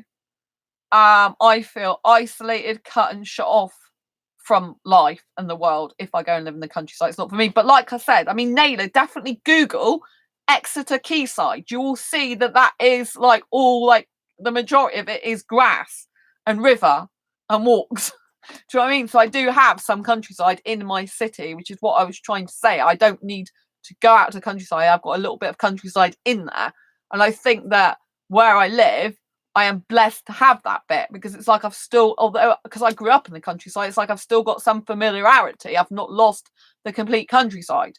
Actually, one of my other best friends, I mean, Sal's my best friend. I've got another really good friend who's like a best friend who's called Andy, who watches this channel quite a bit. We are going to meet up on the 7th of December. We're going around the having lunch, going around the Christmas market, and we're going around the quayside for a walk, because you can walk around there and there's bridges and everything like that. Good Google Bexel on sea, laugh out loud. Town life is nice. But like I said, I've got a town. Although I live in the city, there's a little town 5 minutes walk from where I live. It's very unusual where I live because it's got everything. I got like the countryside, the town, the city, all three of them at my fingertips. I mean, how lucky am I? How blessed am I? Got the three worlds. There's even an airport at my city. I don't fly on a plane, but there's even an airport, kind of like where I am. Yeah, I mean, I live in the city, but I live not in the heart of it. I live not on the outskirts because I can walk into it, but I don't live in it, if you know what I mean. I live near the quayside, 5 minutes walk from it. So it's really, really nice where I live. I just love it. I'm so blessed. I've never lived in such a fortunate place. I've lived in some horrible places in Exeter, I tell you. Some really bad houses with violence and all sorts and drugs, and in the past it's not been good. But where I live now is amazing. The people I live in the middle of a house, and I find the benefit. I live in my own flat in the middle of a house. I rent, not bought. Been here for 15 years. That's a long time. I'm too young for that, right? But the people that live in the house, there's a mother and daughter that live in the whole house, and one guy that lives in his own flat upstairs, and they're lovely people. You know, we don't really talk very much. We've all got our own lives. We all like to have our own separate lives, so we don't really spend time talking. So they'll shut the doors and stuff. I won't look in their rooms and stuff, you know, because they've got the two girls, the mother and daughter have got the whole house. They've got like the mother lives on my level, the daughter lives down below, and they've got I go through the house they're in to get to my flat. I'm used to it. So to me, I don't think about it, but it might seem weird to other people. But I love the fact that that I've got that security. Do you know what I mean? Safety, because usually there's someone always in the house the majority of the time. You know, the guy upstairs, he does like lots of different like early morning night shifts. So he's kind of like out when I'm in, and then when I'm coming back home he's going out. Do you know what I mean? And so it all works really well. Sorry guys, have to go, got an emergency call again. Oh, love to you, Ray. Yeah, go have a great time. I mean, when I say great time, I mean, you know, save some animals. Go and save some animals. Naylor, I want chickens. See, when I lived out in the countryside, I wanted chickens. I wanted bantams, you know, the small chickens, and my parents promised me that they would get some bantams. Nice to see you still, Sam. And night, Ray, go. Don't bother speaking to us. Go. Animals are more important. Go. Catch up with us later. So yeah, what I was going to say. Yes, I was going to say that my parents promised me some bantams. You know, bantams are little chickens when they moved to the house they lived in for a long time, but they never followed through on that. They're like, oh yeah, you can have some, but they never followed through. And I was really upset for a long time. Like, why can't you get some like bantams? I was always told I could have some bantams. I don't know if they use the word exactly promise, but they told me they were going to do that. And it never happened. And I was absolutely gutted. Do you know what I mean? Because I mean, I lived a very isolated life while I was out in the country. That's why I never want to be out in the country again. I was so isolated. I was on my own. Do you know what I mean? There was no one for company. It's just like, do you know what I mean? My parents liked different things to me. And so it was, you know, it was very isolating, which is why I wasn't hello, Mr. Virgin. Which is why I wasn't I have had a horse, yeah. Anyway, I mean, it doesn't matter now because I don't want to live out in the countryside again. I really countryside for me is negative. I don't mind occasionally like visiting. Like, my parents live near the beach, right? So when I go over to my parents, I do actually sometimes go on the beach, which might sound weird because I'm like, I don't, you know, because I used to live near a beach. So I'm not completely opposed to never visiting these places. Like, my parents live so close to a beach, they literally live like 1 or 2 minutes up the road from a beach. Do you know what I mean? And so like sometimes when I go and visit them, I will, like, over this year I have been, because my grandma, shells are pretty. Yeah, I picked some shells up. Do you know what happened though?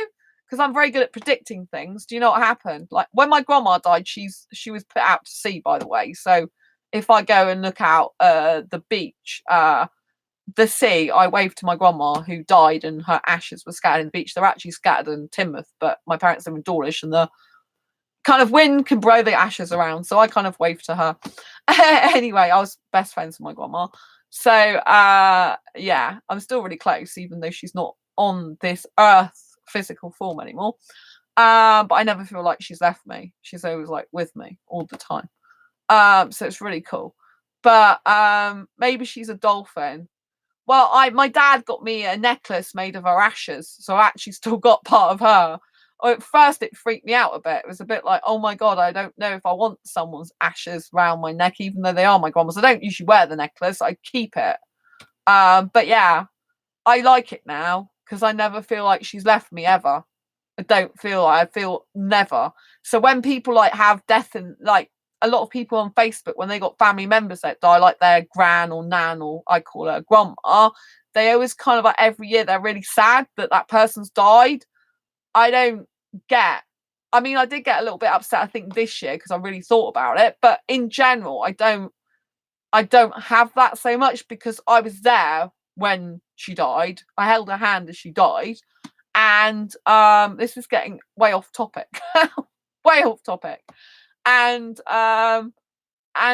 I don't, because my dad got me there, because I just don't feel like she's left me. I feel like if I was mourning her every year, then it'd be like she's actually gone. But by kind of like just thinking she's with me, I don't really feel like. But do you know what I mean? I know she's not this.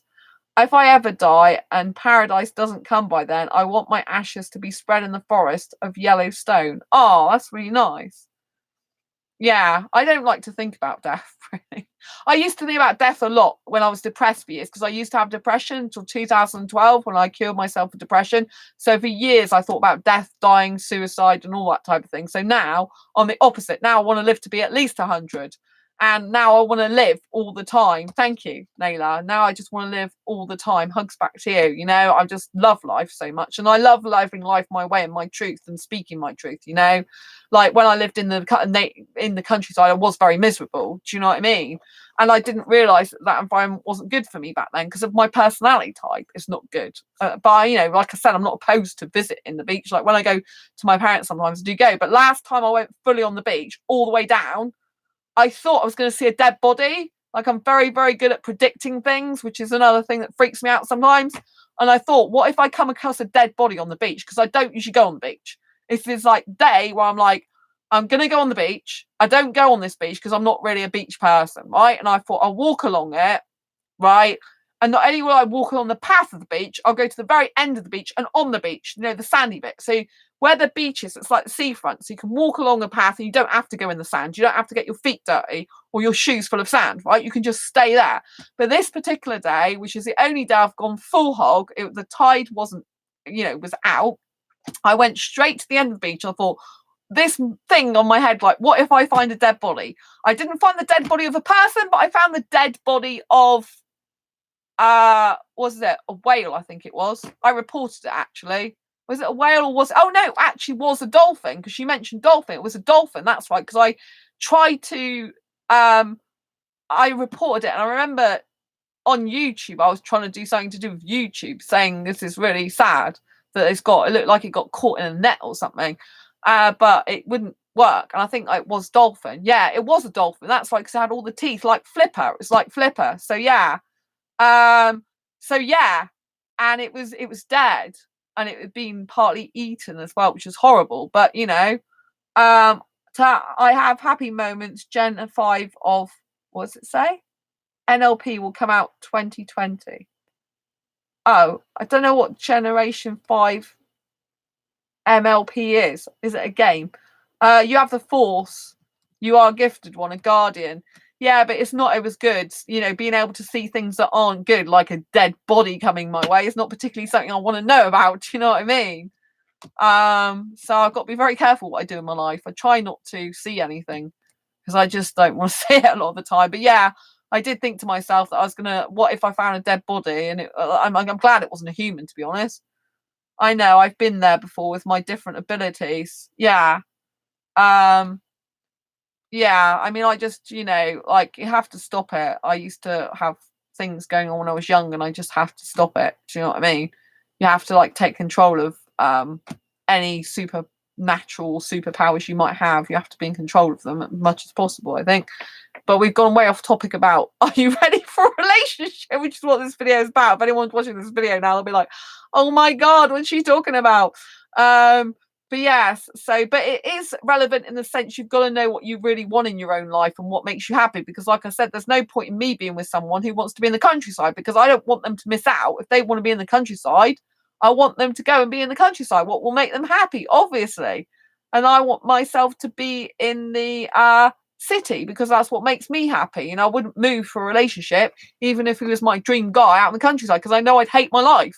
If I hate my life, I hate the relationship. That's another thing. You've got, before you get into a relationship, you've got to make sure that you're loving your life, and that where you're going to head with that person in your life is going to be something you're equally going to love. It's no good, like, if you don't like a certain country and they want to go and live in a certain country. Do you know what I mean? Obviously, if you like the country, it's different. But, I don't want to go and live in the countryside. There was a guy I actually met in an asexual group that was interested in potentially being my boyfriend, theoretically speaking. But when it came to the fact, I actually asked him as time went by, are you actually capable of having a relationship? Because he had a lot of issues. He said he didn't know. And then he revealed to me that he lives in the city, but he wants to go and live in the countryside. I said, well, if you want to go and live in the countryside and I want to live in the city, then it wouldn't work out anyway, would it? And then he's like, oh, well, I'd be prepared to move to the city for you if we end up being in a relationship. And I'm thinking, but do you know what I mean? I don't want him to move just for me if he's not going to be happy. Nature might have to do with my job or special talent. Nature is everything to me. I love animals and plants and life. I love animals, but I like guinea pigs, particularly, and dogs. There's my kind of like monkey. I like monkeys and parrots. So I like domesticated animals. Like when my parents used to tell me about nature animals, like badgers or stuff in nature, I didn't take any notice of it when I was a kid.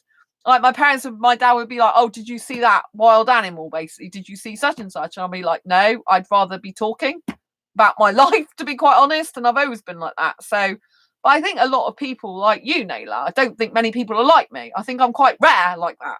I don't think many people say, as a blanket statement, I'm not into nature. I don't know anyone who says that. I think I'm the one. I've never ever come across another person in my life that says I'm not into nature.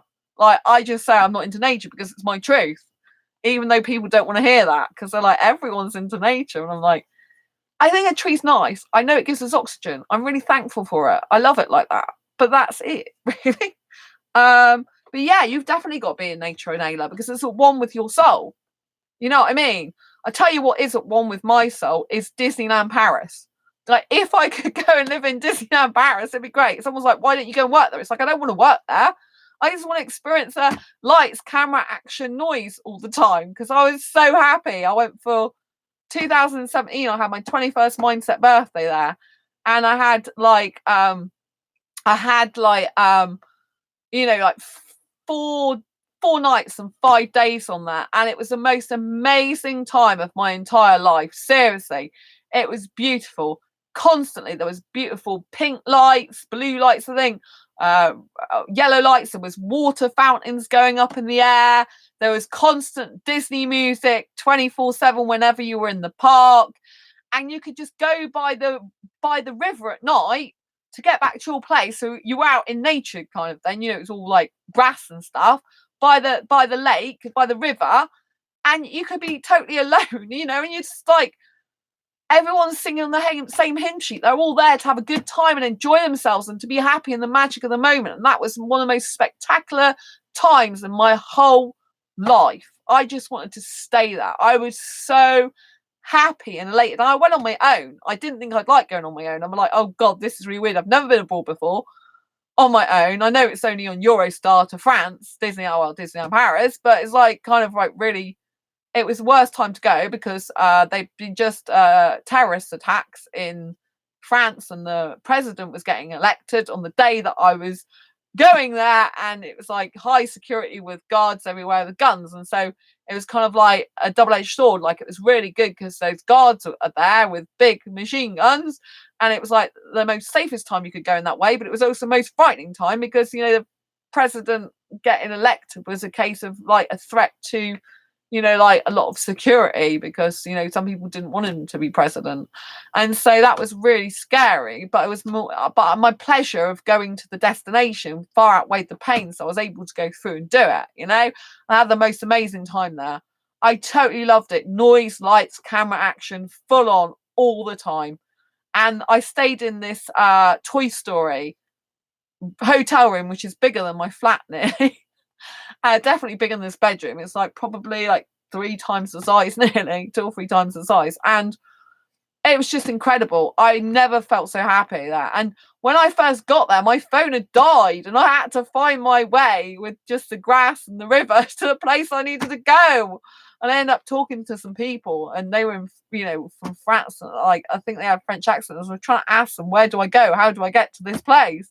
Because I got a bit lost and my phone was gone. You know, I couldn't message or phone anyone.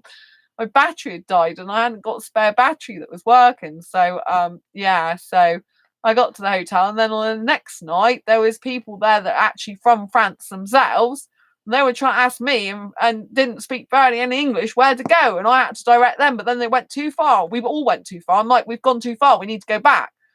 And they didn't understand, and they were like there anyway, like, you know, like going to Santa Fe, whereas we needed to go to the hotel before that, and they didn't understand what I was saying about going back. And I'm like, oh well, I can't try and tell them anymore that we need to go back. So I went back. So the most magical time ever.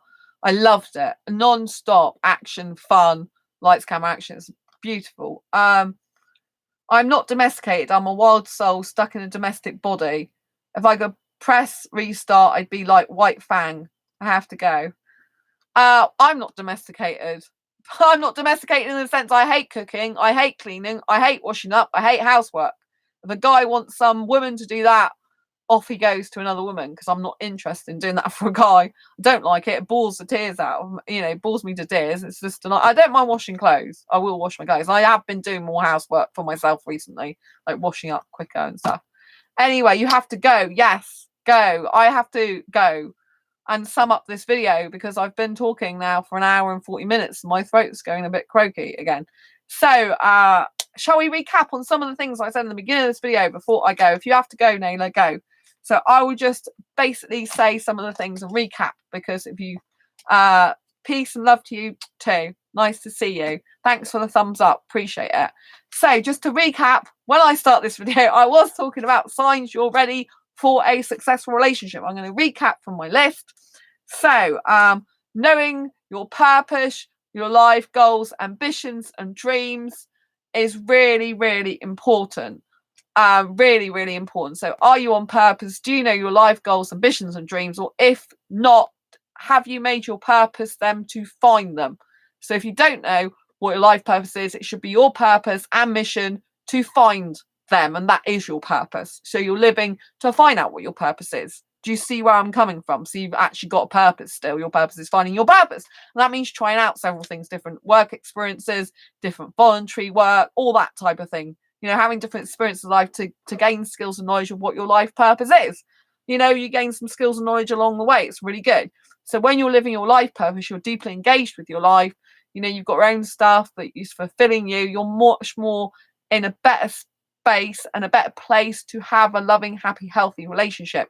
And you know, you're creating something in your life. You're creating meaning, and that will give meaning to your relationship. You know, when you're in a relationship, if you, let's say you both do different jobs, if you both come home from work and haven't got much to talk about because you're not living with passion and purpose, your relationship's going to get very stale and boring, isn't it? So, you know, are you living your passion? Are you living your purpose? And it will make you happier in and of yourself if you are. So therefore, that happiness will spread to a relationship. So do you know what you want in life? Because if you don't know what you want in your life, then you're less likely to know what you want in a relationship. And that's going to be healthy. You're not ready for a relationship if you don't know what the heck you want. So you need to know what you want in a relationship, right? You need to know exactly what you want in a relationship. It's very, very, very important. how are you supposed to get into a relationship if you don't know what you want? You're not going to be stable for that person in a relationship if you don't know what you want. You're going to get into a relationship for selfish reasons because you want some affection or attention or your ego to be stroked. Do you know what I'm saying? So you've got to know what you want in a relationship. Your needs, wants, likes, dislikes. You've got to have an idea of it. You might not know everything because like sometimes you only find things out in a relationship. But you've got to know the bulk of it, like what type of relationship you don't. Like we clearly started talking here about, city or countryside. I can't live in the countryside. It's not who I am. It's not good for my personality. But Nayla's, it's great for her personality. It's great for their personality. So you know what I'm saying? It's really important that you go somewhere where you're going to be happy, where it's going to be peaceful and right for your soul, where it's going to give you the good energy that you need. Right? Have you made space in your life for that person? This means space as in physical space. It could be if you're going to live with someone, have you got space in your wardrobe for them? Have you cleared some of your stuff out already to get them in your life? Like it's good to go for your personal items, sell them or give them away so that you've got some space and clear of your old life. Like if you still got things from past boyfriends, past girlfriends, particularly if you've got on your Facebook profile, your Instagram, Twitter, YouTube or whatever, if you've got stuff of your old girlfriend or boyfriend. I mean, obviously if you have a YouTube show and it's relevant to your social media, that's going to be a bit more difficult to like kind of delete all that stuff. But if you've got if you're on Facebook and you've got like your old girlfriend's picture on there, why the heck would you want your old girlfriend's picture on there? You need to move on, right? Delete their picture off it or archive it if you can't actually delete it. Get rid of it. Do you know what I'm saying? You shouldn't be having stuff of your exes on in your life anymore. You need to get rid of all that old energy, bring in the new relationship, clear the old stuff out to bring the new stuff in. So make sure your cup is empty as much as possible of those old things so new things can come into your life.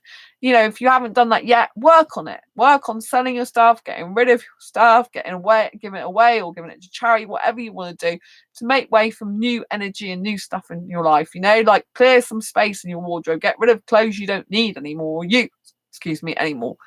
Get rid of the furniture that's superfluous. Get rid of photographs. Like the number of people I see and they've got their old girlfriend or boyfriend and their photographs on their Facebook. It's like, are you crazy? Just delete them. Why are you attached to that person still? Why are you attached to your old person? You're not going to let a new person come into your life and be completely wholly with them, are you? Just delete it. You shouldn't have any attachment to them anymore. Get rid of it. Delete it out of your life for good.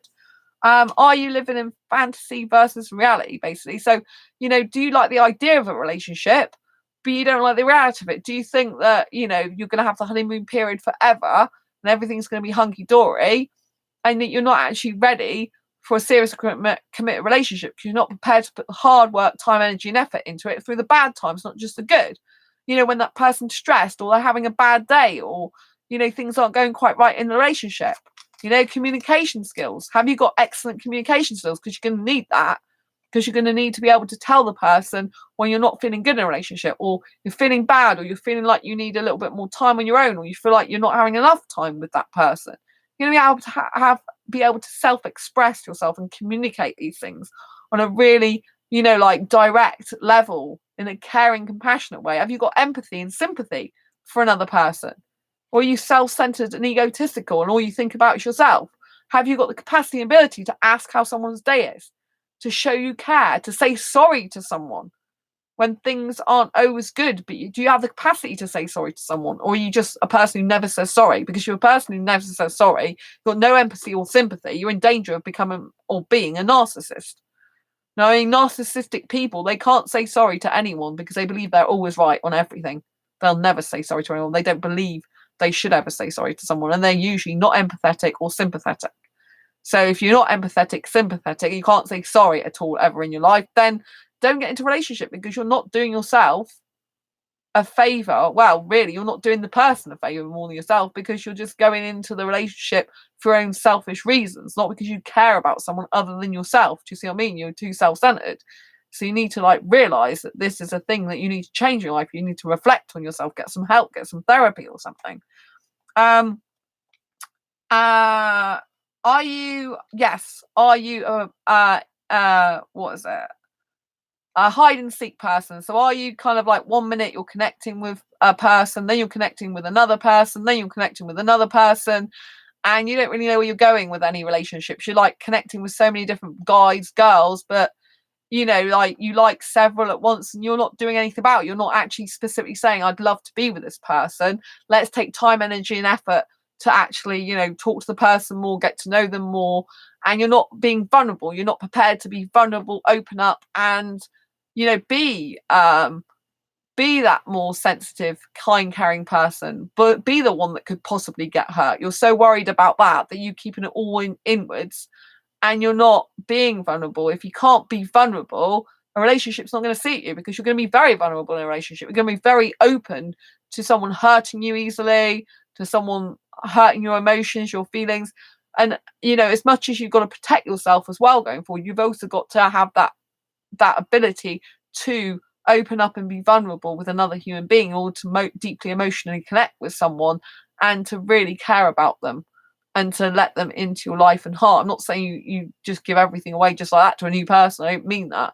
But I mean the long-term capacity to be able to develop emotionally with that person, grow together. Do you see what I'm saying? And have you got the ability to always tell the truth, or are you telling little lies?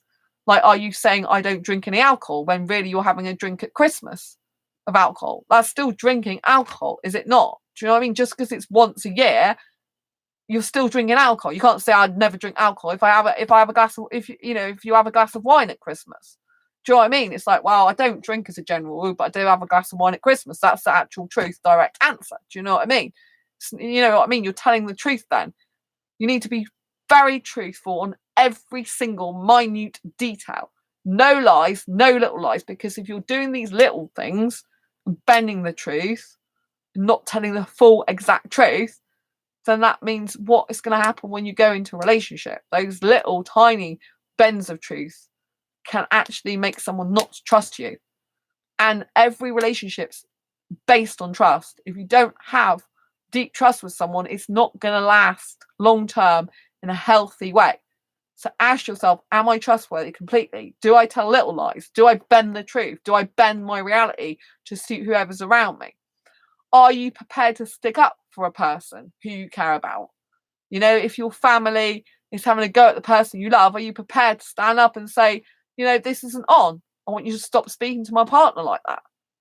I have you got the guts to do that? Have you got the backbone to do that? Or are you a person who just likes to keep the peace? Because you're not ready for a real long-term committed relationship if you're not prepared to do that and not keep the peace, just for the sake of keeping peace when your partner's upset. Do you know what I mean? And what was the other thing? Self-analysis and reflection. Yeah, self-analysis and reflection is so important. So you've got to ask yourself, do I have the capacity and ability to self-analyze, self-reflect, look into myself, spend time with myself, getting to know myself, and have you got self-love? Because if you don't love yourself, you're not going to be in a position to offer that love to other people. Because you're gonna, I see some people in asexual dating groups, right, and they don't love themselves. They're like, oh, I hate myself, I hate the way I look, I hate my life. That's not very attractive to be in a relationship with. Do you know what I mean? Why should anyone love you if you don't love yourself? Why should anyone care if you don't care about yourself? Like, I didn't understand this years ago because I suffered depression. And I was like, no one cares about me. No one loves me. No one wants me in their life. And so I do get that. But I've learned that if I don't love myself, how can I expect anyone else to love me? And it's very unattractive if you start saying I hate myself. It's a very unattractive quality. Who wants to hear a person say to themselves, or I'm not saying if you've had a bad day and you like go to your partner, oh, I feel a bit unattractive today. Like, I don't know, like you've put on the wrong dress, or, you're just having a bad day, or you looked at yourself in the mirror and just have that odd day, where you just don't feel right, don't look so good. You think you've put on a bit of weight, or, you think your hair's not going quite right. I'm not talking about that time. I'm talking about when you're consistently and persistently saying, I hate myself, I hate my life. Do you know what I mean? And if you're depressed, you probably are saying that type of thing to yourself. And so you need to work on your own self-esteem, your self-confidence, your self-love before you get into a relationship, because otherwise you're going to end up depending on the person in the relationship to fulfill all your emotional needs like that, to keep boosting you up and saying, yeah, you look wonderful, you look gorgeous, you look great, there's nothing wrong with you, you're wonderful. but all the time. I mean, I think personally, a partner should be complimenting their partner. I think, I think if you've got a person, I think if you're the type of person that never compliments your partner, I don't think that's good. I think you should be complimenting your partner. You should be looking at something that's nice about their hair, their personality. You should be giving them feedback.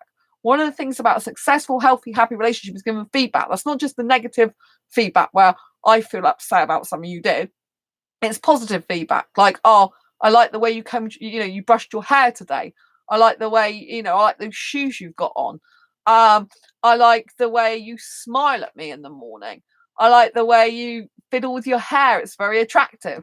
I like the way that your eyes light up when you're talking. I like the way you walk. I like the way you wear your clothes. I like the way that you tell me your secrets and share them with me. I like the way that you make me feel good every time I'm around you. You should be ready to give praise and receive praise within a relationship. That's another big sign that you are definitely ready for a relationship, if you're willing to give praise and receive it. Part of self-love is receiving praise. Some people are very uncomfortable with having praise. They want to give praise out all the time, but they don't want to receive it. And that means you've got a self-love issue going on. You've got to understand, and a self-worth issue. You've got to accept. Some people will be like, oh, I love you. I want to give you a hug right now. I care about you. You'd be like, oh, thank you very much for that. I really appreciate that. I receive it with open arms. It's very important for self-love. So you should be giving feedback about not just negative stuff, but very positive stuff. It's lots of people in a relationship, they forget to tell each other what they love about each other, what makes them smile, what makes them happy. And it's always good to have feedback, positive feedback. Never just keep giving negative feedback. Give positive feedback. Try and give it as much as possible daily if you can. Like, oh, I liked it when you messaged me this morning. Oh, I loved it when you sent me those heart emojis. Oh, I liked it when we were talking for like an hour on the phone the other night. Oh, I loved it when you just messaged me to find out how my day was going, or I'm looking forward so much to seeing you. It's going to be a great time we're going to have, and all this type of thing. Because you have to be, you have to know that in a relationship, people do need feedback all the time.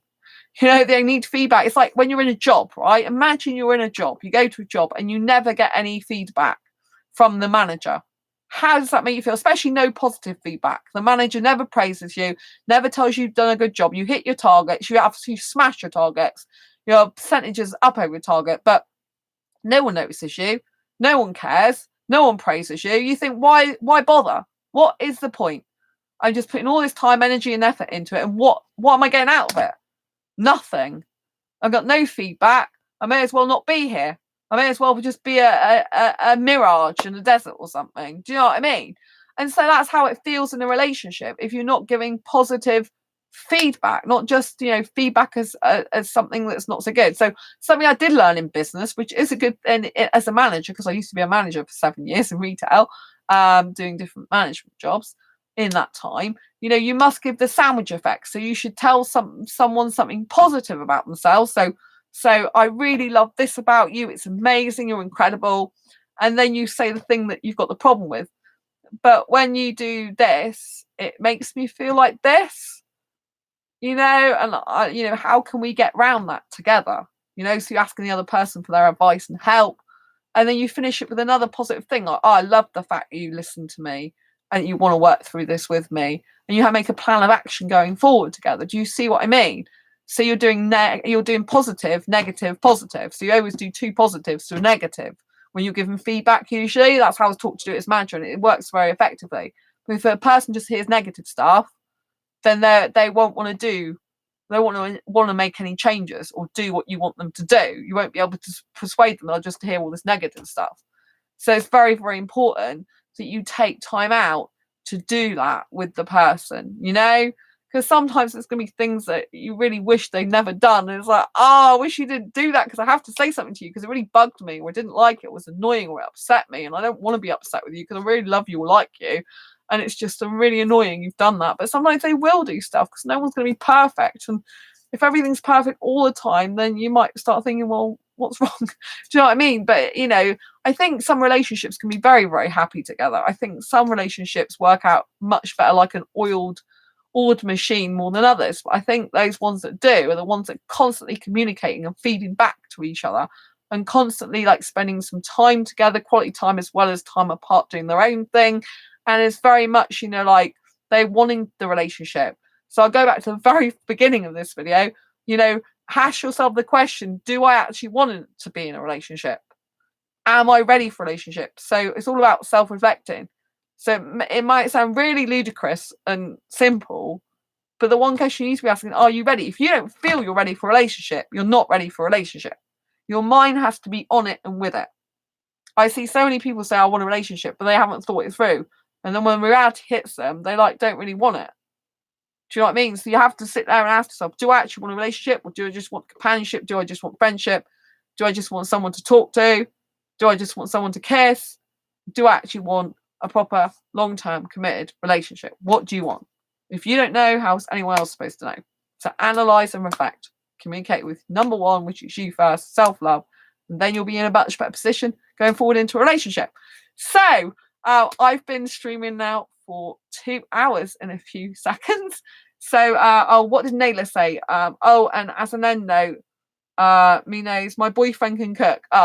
Their boyfriend can cook, so they don't have to do the cooking because we were talking about being domesticated. They said they're not, and I said I'm not either. So yeah. Anyway, I'm going to love you and leave you. Thank you all for the thumbs up. Thank you so much, Sam. I'm going to blow you a kiss as a friend because I'm blowing everyone a kiss. Thank you, Ray, who's had to go off. Thank you, Naylor, because I know you might watch this on the replay.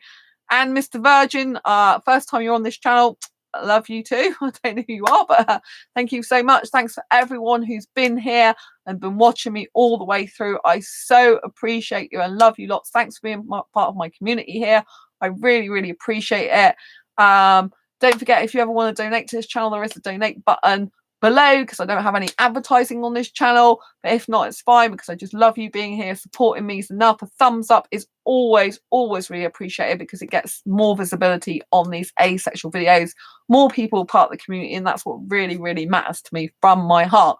Don't forget, if you haven't already got asexual perspectives and you want more advice, guidance on love, life, and sex, this is an asexual book. It's got loads of different asexual perspectives in there. The link is down below. It's my own book. And I interviewed 46 other asexuals and my own personal story in it. So if you haven't already got a copy, it's on Amazon. Just go below the link and go and grab it. Anyway, until next time, embrace your quirky and each other's. Don't forget to subscribe if you haven't already and hit that great big bell icon to get notified of every time I go live right now or post a new video. And until next time, embrace your quirky and I will see you on the next video or live stream. It's been an absolute pleasure. I love you all. I adore you all so much. Oh, thank you, Sam. Awesome video. Very insightful. Oh, thank you so much. Yeah, a lot of stuff to think about, isn't there? I covered loads tonight. So thank you for being on the stream. I really appreciate you. My best friend. Lots of love as a friend. I say as a friend. I know you like guys. Anyway, take care. Bye. Lots of love, everyone. Bye.